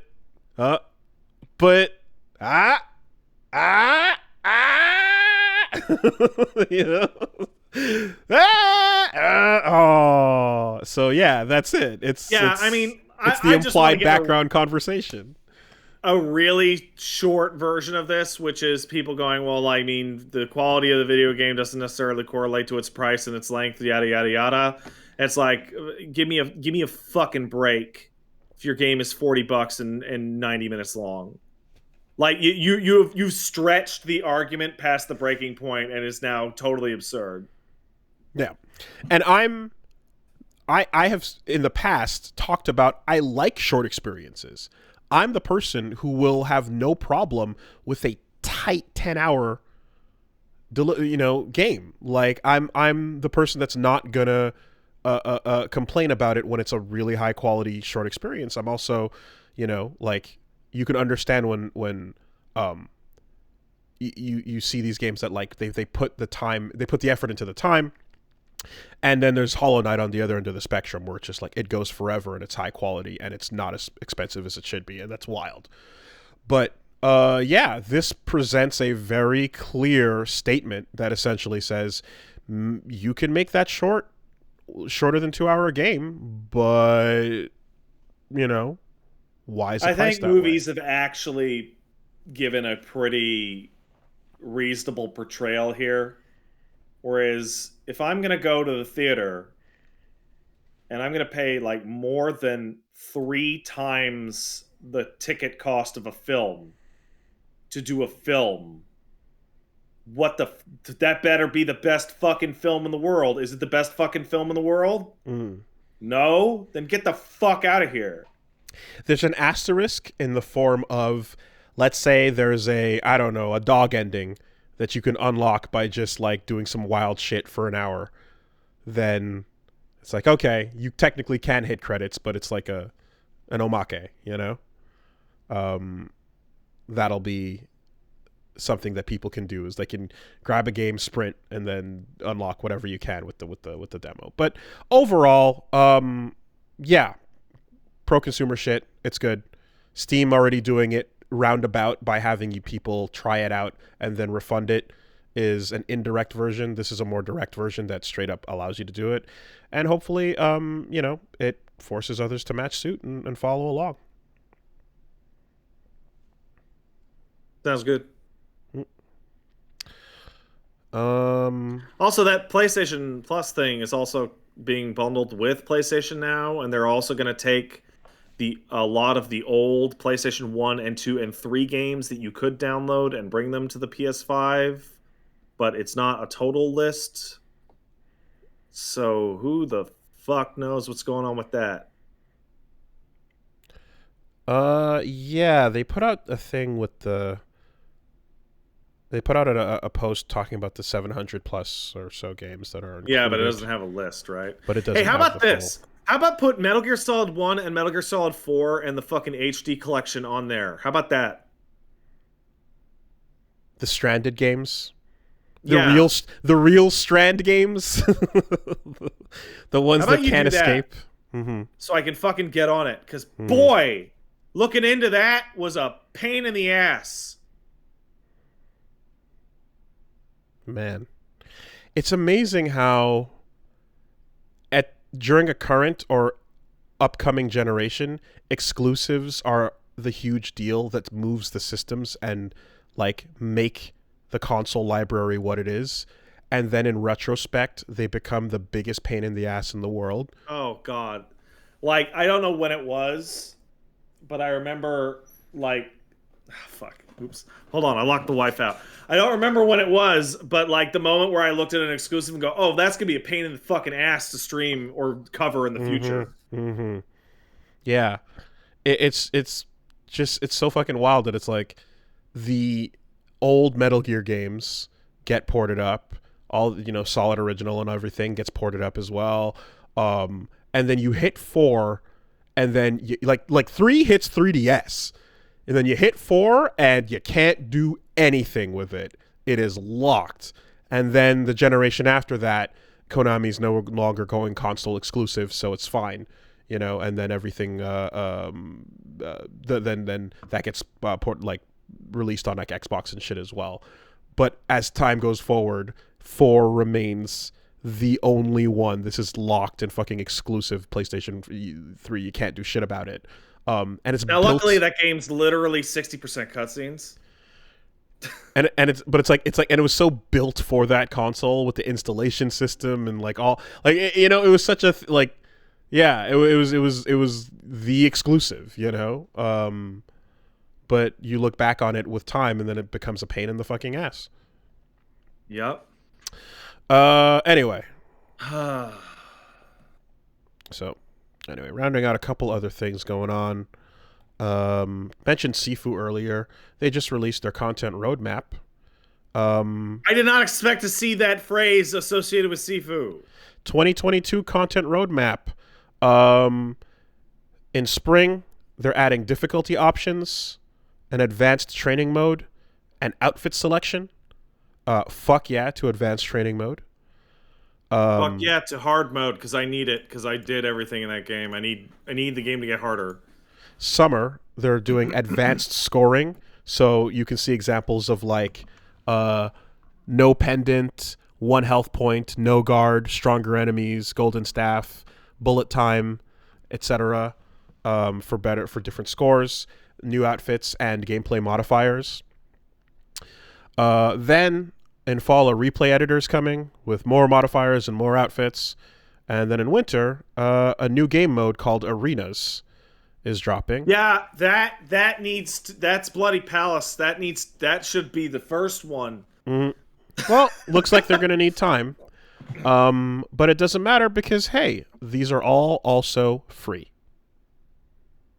Wow, that's a good number. So, I love that number. Sifu continuing to crush it. Shout out Slow Clap.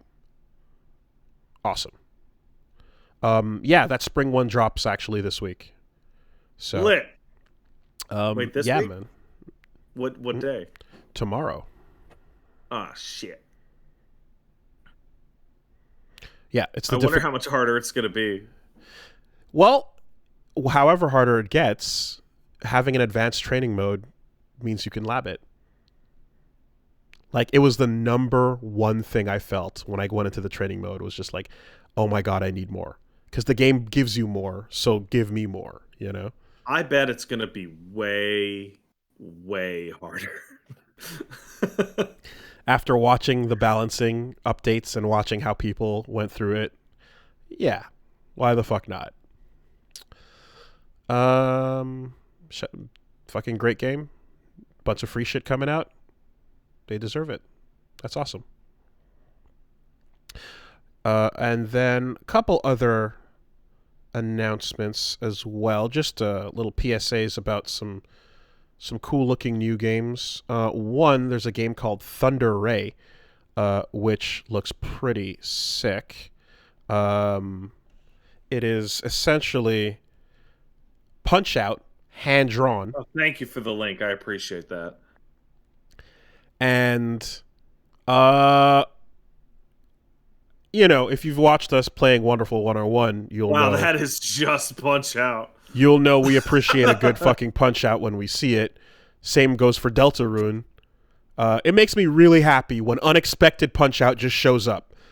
And both of those games deliver it. And so, yeah, Thunder Ray appears to just be like 80s anime... not anime. 80s animation, cartoon animation style, like Ali, Yeah. Punch, just boxing against fucking monsters and robots and all kind of cool shit. And his name's Thunder Ray.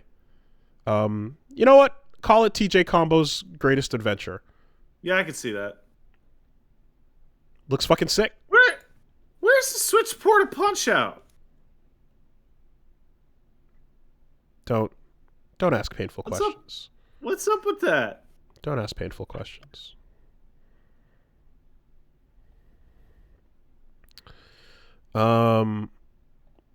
Something else that just dropped as well. Yeah, pour one out for ARMS before we get anywhere near Punch Out, because that's a fucking current one. Anyway,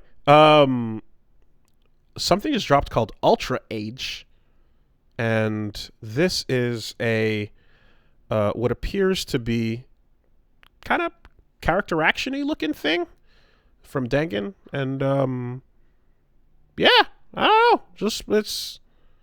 Wait, I always forget. Is Dangan the one that's evil? Are they? What did they? What happened?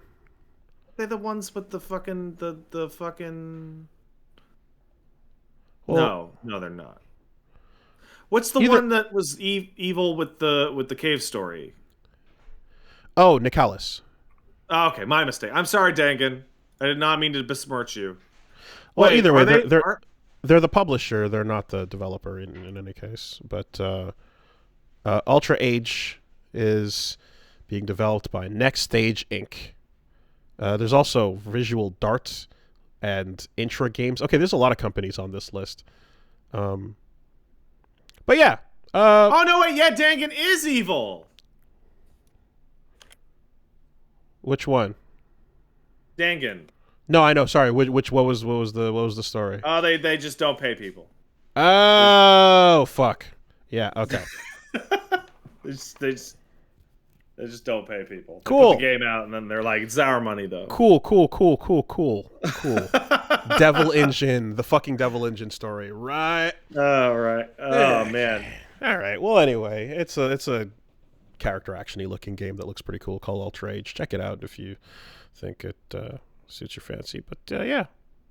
There's a stage in it that looks literally like the train yard in Devil May Cry 5. It looks like they just took the exact. The first time I ever saw this game, I thought it was somebody's mod of DMC5. I mean, train yards are not like obvious like that unique of an environment for an area, but it happens to have the exact same, like placement and patterns of it. Anyway, but yeah, could be interesting. That just dropped. And then, boy, oh boy, we finally got the full breakdown of the Avatar franchise. I remember when Avatar came out, and not The Last Airbender, the James Cameron, the blue hair sex one, the blue furry hair sex. And the the blue furry hair sex with the depression, post Pandora, that depression, the depression. So delayed 8 times in 9 years, I think is the deal. But when you're Cameron, you can do what you want. You have infinite budget, right? So, and as it was announced, and continued to like just be this infinite project, the next update was like, by the way, there's also Avatar 3, 4, and 5 all confirmed as well. And it was just like, man, James, like, the first Avatar was fine. It was a cool movie. It did a lot of cool things. Movie. It looked really nice. It did some cool things. Advanced. It did some cool things with the 3D by making it about the depth of the scenes and not sticking something out in front of you. Like they had an old guy that was really cool, and it was and the moment, even after enjoying that, the moment you announce 5 of any product, I just roll my fucking eyes. Like the audacity, the audacity that comes with like we are instantly announcing the entire franchise, like it like, fuck you. Who do you think you are, Mr. Terminator 2? That's who you are. Like the like, so they and we've been waiting. The man made Terminator 2, then he made Aliens, then he made fucking Titanic, and so he walks into a room and you know what the fucking pitch for Aliens was? Fox didn't want to fucking make it, and fucking Cameron walks in after having done, I think he did, he did a bunch of fucking good shit, and he walks up to a fucking whiteboard and writes the word alien on the whiteboard, and then looks at the fucking wigs, and then he turns back to it and writes an S next to it, and they greenlit the movie off of that. Yeah. Now, that being said, it's like, if someone were to walk in and fucking write that down, and you're like, who the fuck do you think you're Ridley Scott? And it's like, no. Oh, I think it had a dollar sign in it. I think that's But think that's what was that, it was a dollar sign? Yeah, I think. So he turns back, adds the S, turns back, and then puts a line through it. Yeah.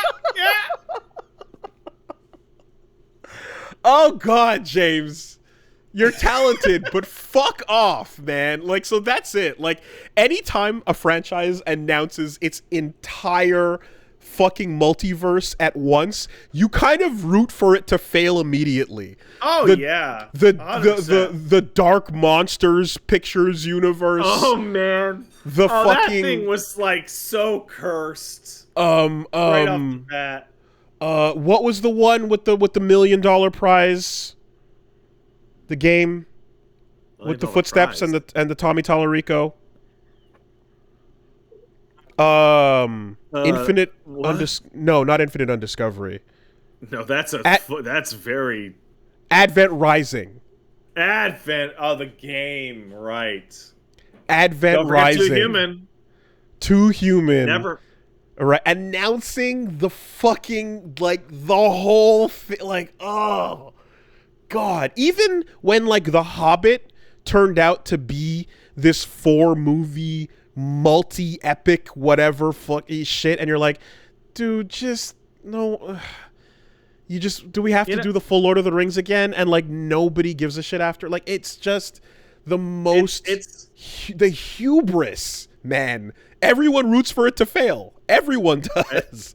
It's really funny because the only company that I can ever remember saying that this is going to be a trilogy right away, and people going, yeah, was Mass Effect. When they said the Mass Effect was going to be the first part of a 3-game series. And like BioWare was so fucking shit hot when they did that. Like, absolute fucking pinnacle of their fucking industry. And also then Mass Effect 1 came out and it was fucking awesome. So like, okay, but like then they Advent Rising, I can't even remember who the fuck made that. And Silicon Knights did not have the fucking pedigree that fucking BioWare did, and Silicon Knights had been working on 2 Human since before the PlayStation 1 came out. Yeah, and again, but like, again, even when you're talking about stuff that is successful, like, you know, Lord of the Rings movies were good, and then you're like, oh, The Hobbit, yeah, that's cool. But just the exhausting, like, it's, you know what it is? It's because it is a corporate ass, like, we're in it for this much money, and we're taking this from you. It's like a fucking, like, pointing at the WrestleMania sign, claiming that we're going to own Hollywood for the next 10 years. And you see this Avatar thing, and it's like, of course this is Peter Jackson's vision. The fact that the 5 sequels were announced while the second one was in the middle of being delayed is entirely his beast, you know? But yeah, we finally have the names of what these are all going to be. So Avatar 2 is the Way of Water, and then 3 is the Seed Bearer, which comes out 2 years later, so 2022 and then 2024, and then 2028 is the Tulkun Rider, and then Avatar 5 is the Quest for Awa, which is 2028. And we all know how awesome it is when a franchise decides to annualize its movies and give you more fucking Star Wars than you ever wanted. So we'll see, man. The article describes each of these as a standalone story that will come to its own conclusion. And it's like, oh, wait, so these are like separate that don't connect to each other? But then it says, no, they do connect to each other. So then it's like, wait, so then what does that mean? And it's just like, oh, you just don't. They're basically just saying like, oh, they're not going to make it so that you have to see the others in order to see one of them. But it is going to connect overall anyway. And it's ever since I went through the whole Mass Effect trilogy recently, and I had followed that series very, very carefully when it was happening. Like, I feel like you could do a university course on the Mass Effect trilogy because it is this perfect cipher for such a huge, huge, huge amount of entertainment. Because I remember that you remember the interviewer, in which someone actually said out loud, Mass Effect 3 is the best place to start the Mass Effect series. Yeah. Which is what I'm hearing from you. This is what hey, do you not like what Avatar 2 looks like? Don't worry, you can jump into Avatar 4. Won't have missed a thing. Which is essentially calming down a bunch of like worried execs that are like, but hold on, if you say that part 5 is coming out, what about all the people that didn't bother watching the other ones? Like, you know, and anyway, it's just. And hey, if you want the fucking bonus version of what I'm talking about, go look up what the original logo for The Witcher 3 Wild Hunt was, and that it had a big fat 3 on it. And that got changed to The Witcher Wild Hunt with 3 slashes down the middle so that people didn't realize that it was actually the third game. Yeah, 4 is around the time that the franchise gets embarrassed by its number, and then 5 is the time that you have to start hiding it and creating a subtitle. But if you make it to 6 or 7, fucking make that number big. Bring it back, because yeah, it's a legacy franchise now. Because Final Fantasy started that way. They hit the number, and then they were like, holy shit, we made it to 7, 8, 9, 10, 11. Fucking slap that shit. I don't care what the fucking logo looks like. Just make the number big.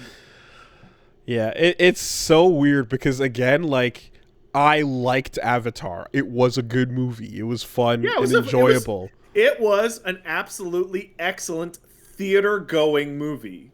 And, like, with this type of announcement, I roll my eyes and go, like, I don't care. Like, I don't care if it tanks. Fuck you, man. Like, it's such a fucking... the audacity bugs me. The smug, you know?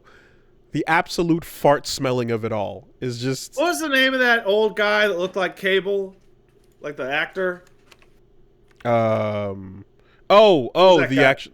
Oh, the general? Yeah. I forget. Yeah. He jumps in the mech. He's got an actor name. He's a human. Stephen Lang. Yeah. Mm-hmm. He carried that movie for me, man. They should bring him back and have him have the fucking... have him have the baster. You gotta have the dog that he can give the baster to. He has to give the dog the baster, and the dog has to chase you with the baster in its mouth. That's the move. Don't forget step 2. Oh, no. Go see Don't Breathe, folks. It's very good. And then he's coming back for the Seed Bearer.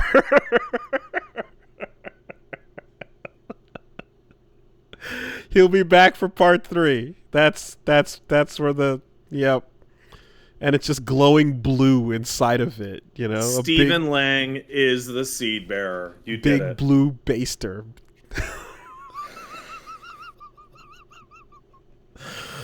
All right. I'm so glad I went to the trouble to check that was Stephen Lang.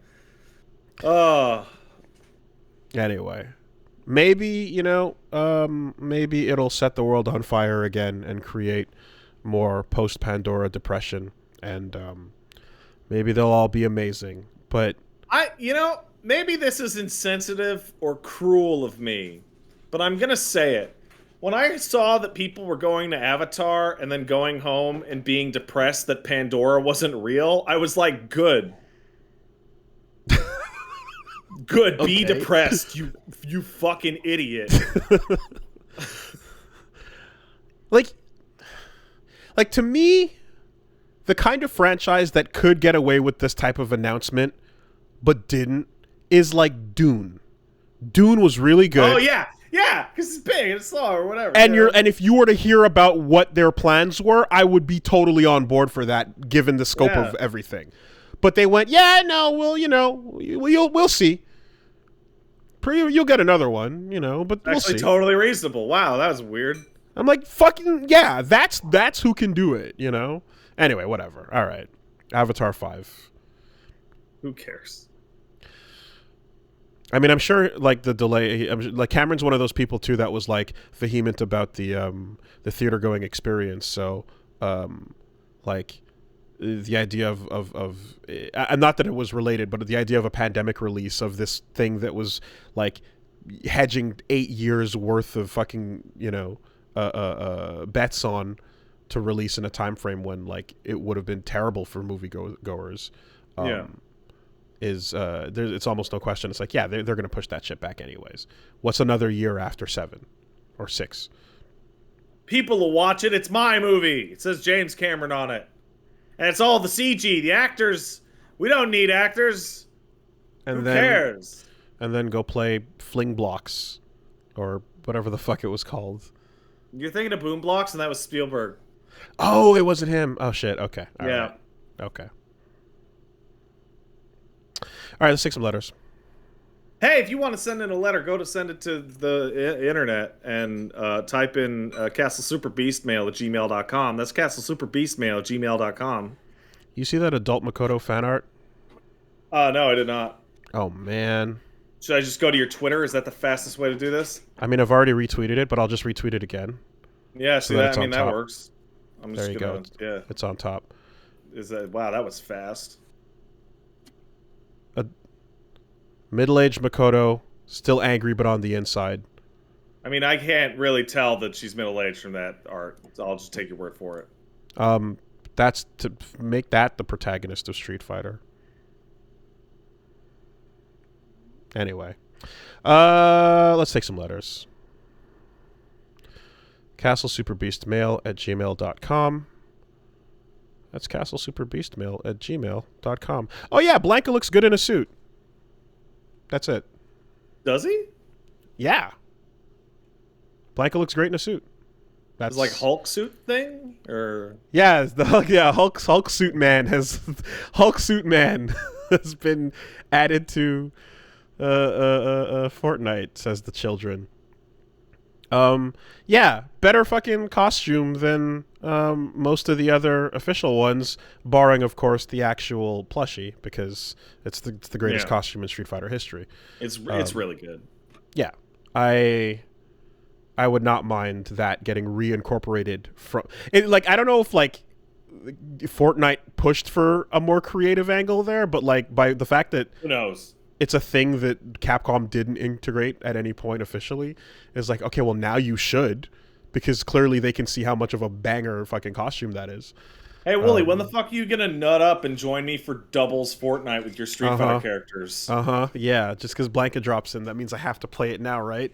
Just because Ryu drops in, that means I have to play it now, right? Coward bitch! Just because Ripley drops in, that means I have to play it now, right? It's because Naruto drops in, that means I have to play it now, right? Oh, you missed out on Naruto. Naruto's gone. Oh, is he gone? They took them out? Yeah, man. Damn. They're gone. Well, never we got the memes. Again. Unless you get the later version of Naruto. Didn't they? They got the video. Wait, don't you play Tekken because it's got Capcom characters in it? Yeah, and I like Tekken. It's fun. It's getting annoying. Come on. Hop in a doubles. I'll put you in a truck. You shoot the gun. Can I still go to the MLK museum with Rick and Morty? If you make it yourself, yes. Okay. In creative. We got one coming in from That's an open invitation that people can bug you about. Crash Fortnite. If I was gonna Fortnite, I would have Fortnited. It's not to say that I won't ever Fortnite, but if I was gonna, I woulda. What? I mean, what does that mean? If I was gonna do it by now, I already would have.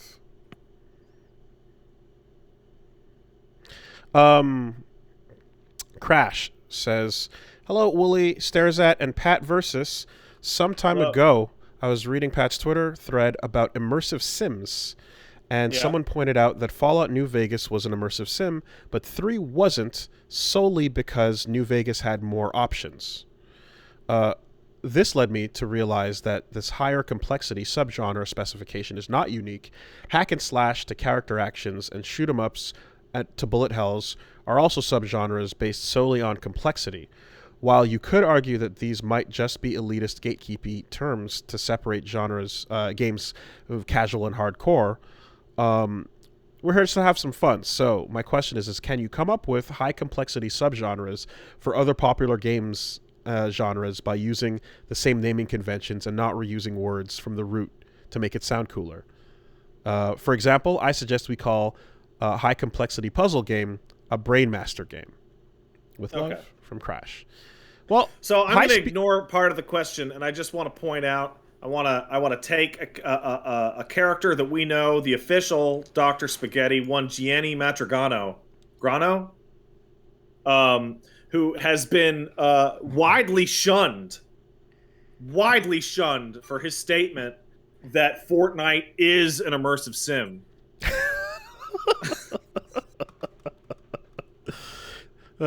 Changed my mind. Yeah. Okay. Yeah, you can die on those hills if you want. That being said, fun genre naming conventions. Video games has the best by far because video game genres are terrible and incredibly poorly descriptive. For anyone new coming in, especially, it tells you nothing. I mean, Jesus, I'm going to be playing Zone of the Enders 2. High-speed robot action came to mind. And it's the only game that fucking fits that criteria. It's the only one. But it also requires an understanding or at least familiarity with the concept introduced by tactical espionage action. Yeah. Exactly. Now, roguelikes and Metroidvanias certainly are just like using another title to say it's similar to that. But when you have to use descriptive adjectives, that's more fun, you know? Like I could call Deus Ex a cyber stealth choicer if you want. Choicer.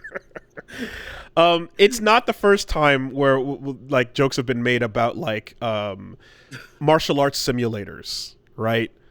A fighting game can easily become a reactive martial arts simulator if it fits the right criteria.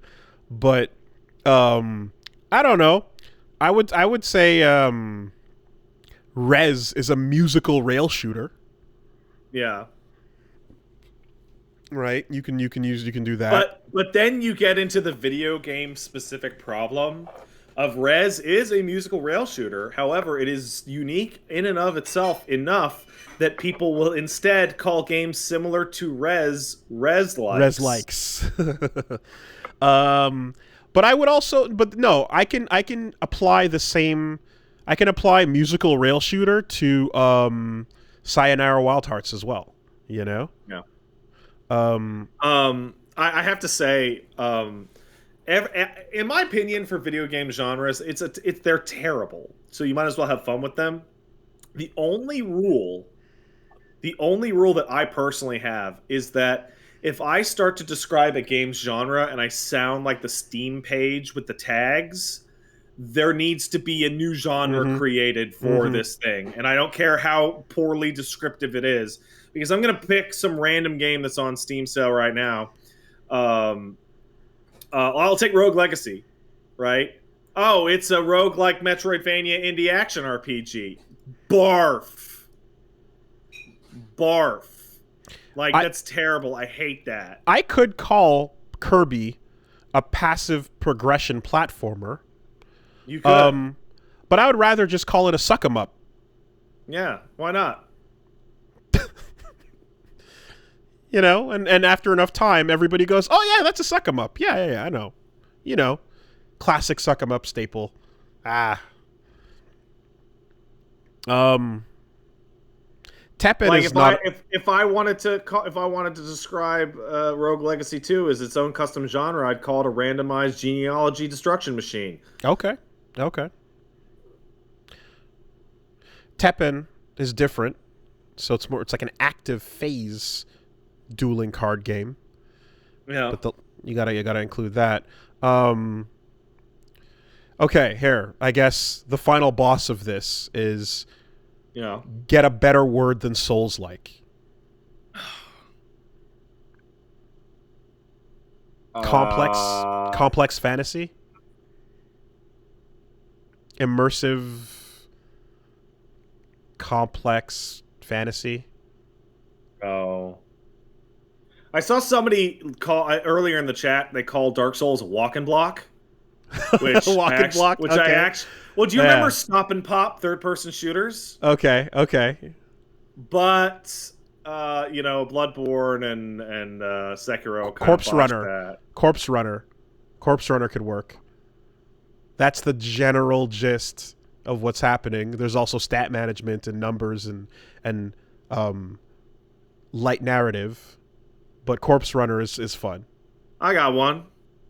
Field-like. Field-like. Yeah. Why they're field? actually all just Kingsfield games. Okay, well, It's a third-person field-like. if we avoid the title descriptions and the self-referencing, I'm going with Corpse Runner. Suck 'em Corpse ups. Runner's all right, but when I hear Corpse Runner, I think of loot games. Yeah, well, give it time and it'll people will figure it out. Like hack and slash. Yeah. or I really want to give a thumbs up to Hideo Kojima and Hideki Kamiya for innovating in the art of completely useless garbage genres. Mm-hmm. That allows us to now just make them up willy-nilly. Tactical espionage action is a terrible descriptor of any video game, and so is stylish hard action. Despite the fact that there aren't clones, I'm gonna say that like Katamari is a genre. Yeah, it's the genre of Katamari. Mm-hmm. Because even Monkey Ball, which might be the closest thing, is not close. Katamari Damacy is the closest any game has ever become to the Cowboy Bebop description of itself as genre. It will become its own genre, and the genre will be known as... Its name will be Katamari Damacy, yeah. There you go. Good question. That is a good question. Adam says, "Dear Dragon Punch and Crouching Neutral." About 2 months ago, Which one do you want to be? Which one do you want to be on that? I'm Crouching Neutral, baby. Oh yeah, you're right. I'm holding down back. I'm gonna just do raw super on Wake Up, and maybe it'll work if I do it twice. No Pac-Man. Katamari is a Pac-Man like. In Pac-Man, you don't get too big to move through the corridors. Yeah, no, that's not. Come on. Terrible. Come on. About 2 months ago, I beat Code Vein for the express purpose of deleting it from my library and downloading something else. Yeah, I know that feeling. I downloaded Cyberpunk 2077, beat it last week to make room for RDR 2, a game which my fiance is currently playing to finish a different game. Beating games to get rid of them. I feel like AAA games have the same problem. Stellar first mission, okay middle, and an end game that feels like a chore. Is this a problem with a specific type of video game, or am I just getting too old to play? No.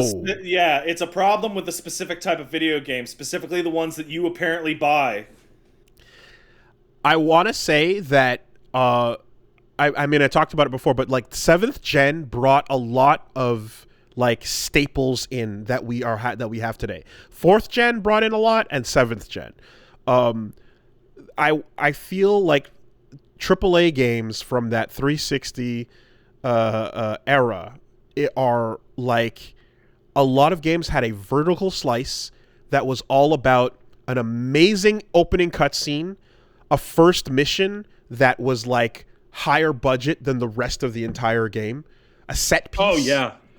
And then after the set piece is done, the introduction of a hub world and the promise of mechanics that'll probably lead nowhere, but the promise of them is there.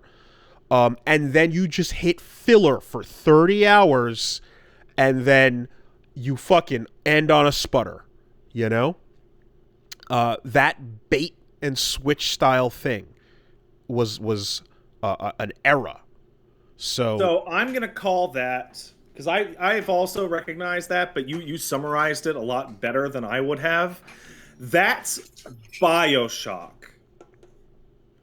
BioShock's first 2 hours are so incredible, and then the game gets worse and worse and worse, and then you get to the end, and it ends on a fucking fart. Infinite, to the point where no, just BioShock. Really? 1. And like to the point where I would find it to be a not very it would be a not controversial thing to say that BioShock would have been way better if they just deleted the entire final level from the game. The final level. BioShock goes down from the start, but I did enjoy the build, I did enjoy some of the middle of that.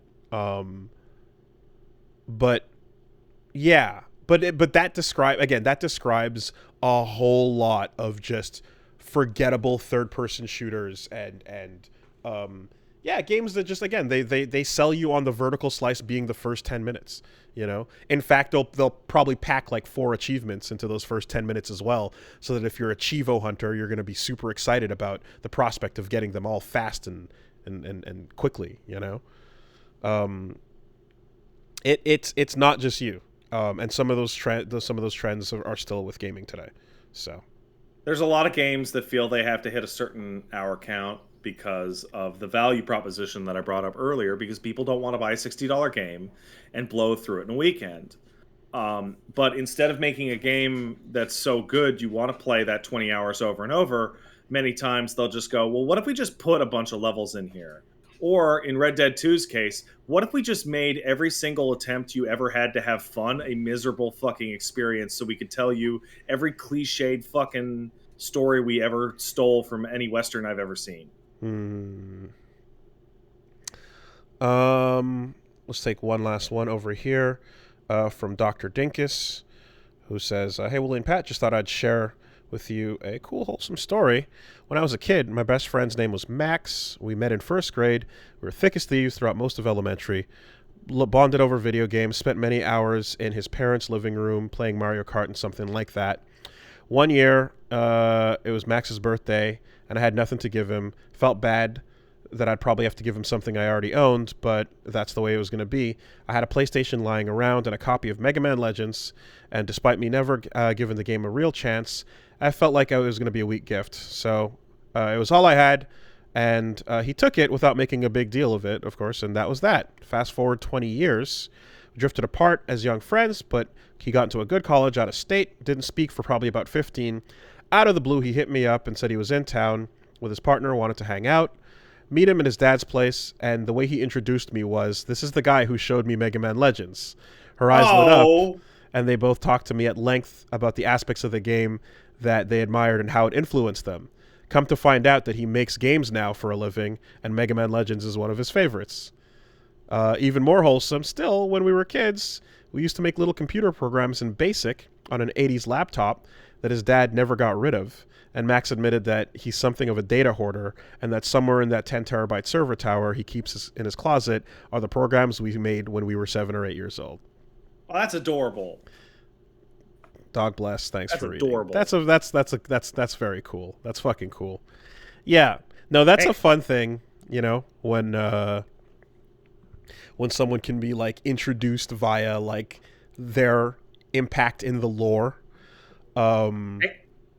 I remember he didn't know it at the time, but I have a friend, my boy Kingsley, who was super cool. I remember Kingsley, yeah. And he was unknowingly my fighting game teacher, you know, without like having any, like I had the era of like growing up with all my cousins and playing Street Fighter as a kid and stuff.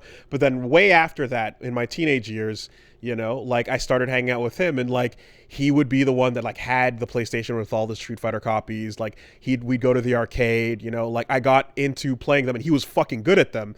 And like learning to beat him was like the first wall that was like, oh shit, I gotta really fucking work on everything, you know? And so yeah, we like, went our separate ways and stuff, and then eventually like we worked at the same place and met up again later. And when I introduced him to like a bunch of you guys, it was like, oh yeah, this is my fighting game teacher. And he was just like, back then, I don't know. Back then it was just like, whatever. Here's some fuck. He's like, you were just some scrub, and I was just like, let me just fucking bop this kid, But like, that was like formative, and he didn't even know it. That shit's cool. I like that. And then you beat him, and you were like, yeah! Yeah. And you started to cry and piss yourself, and he was like, oh, okay. I mean, he came over, he hung out, we had a big old thing, a meetup, and then it was like, oh shit, can I defeat the sensei? And then I got my game in, and it was like, oh shit, I actually did it. And he's like, all right, sure, buddy. Now Daigo. Yeah. That timing was not that far apart, actually, now that I think of it. And tomorrow the world. Good story. That was fun. That is nice. All right. That'll do it. Have a good week, everybody.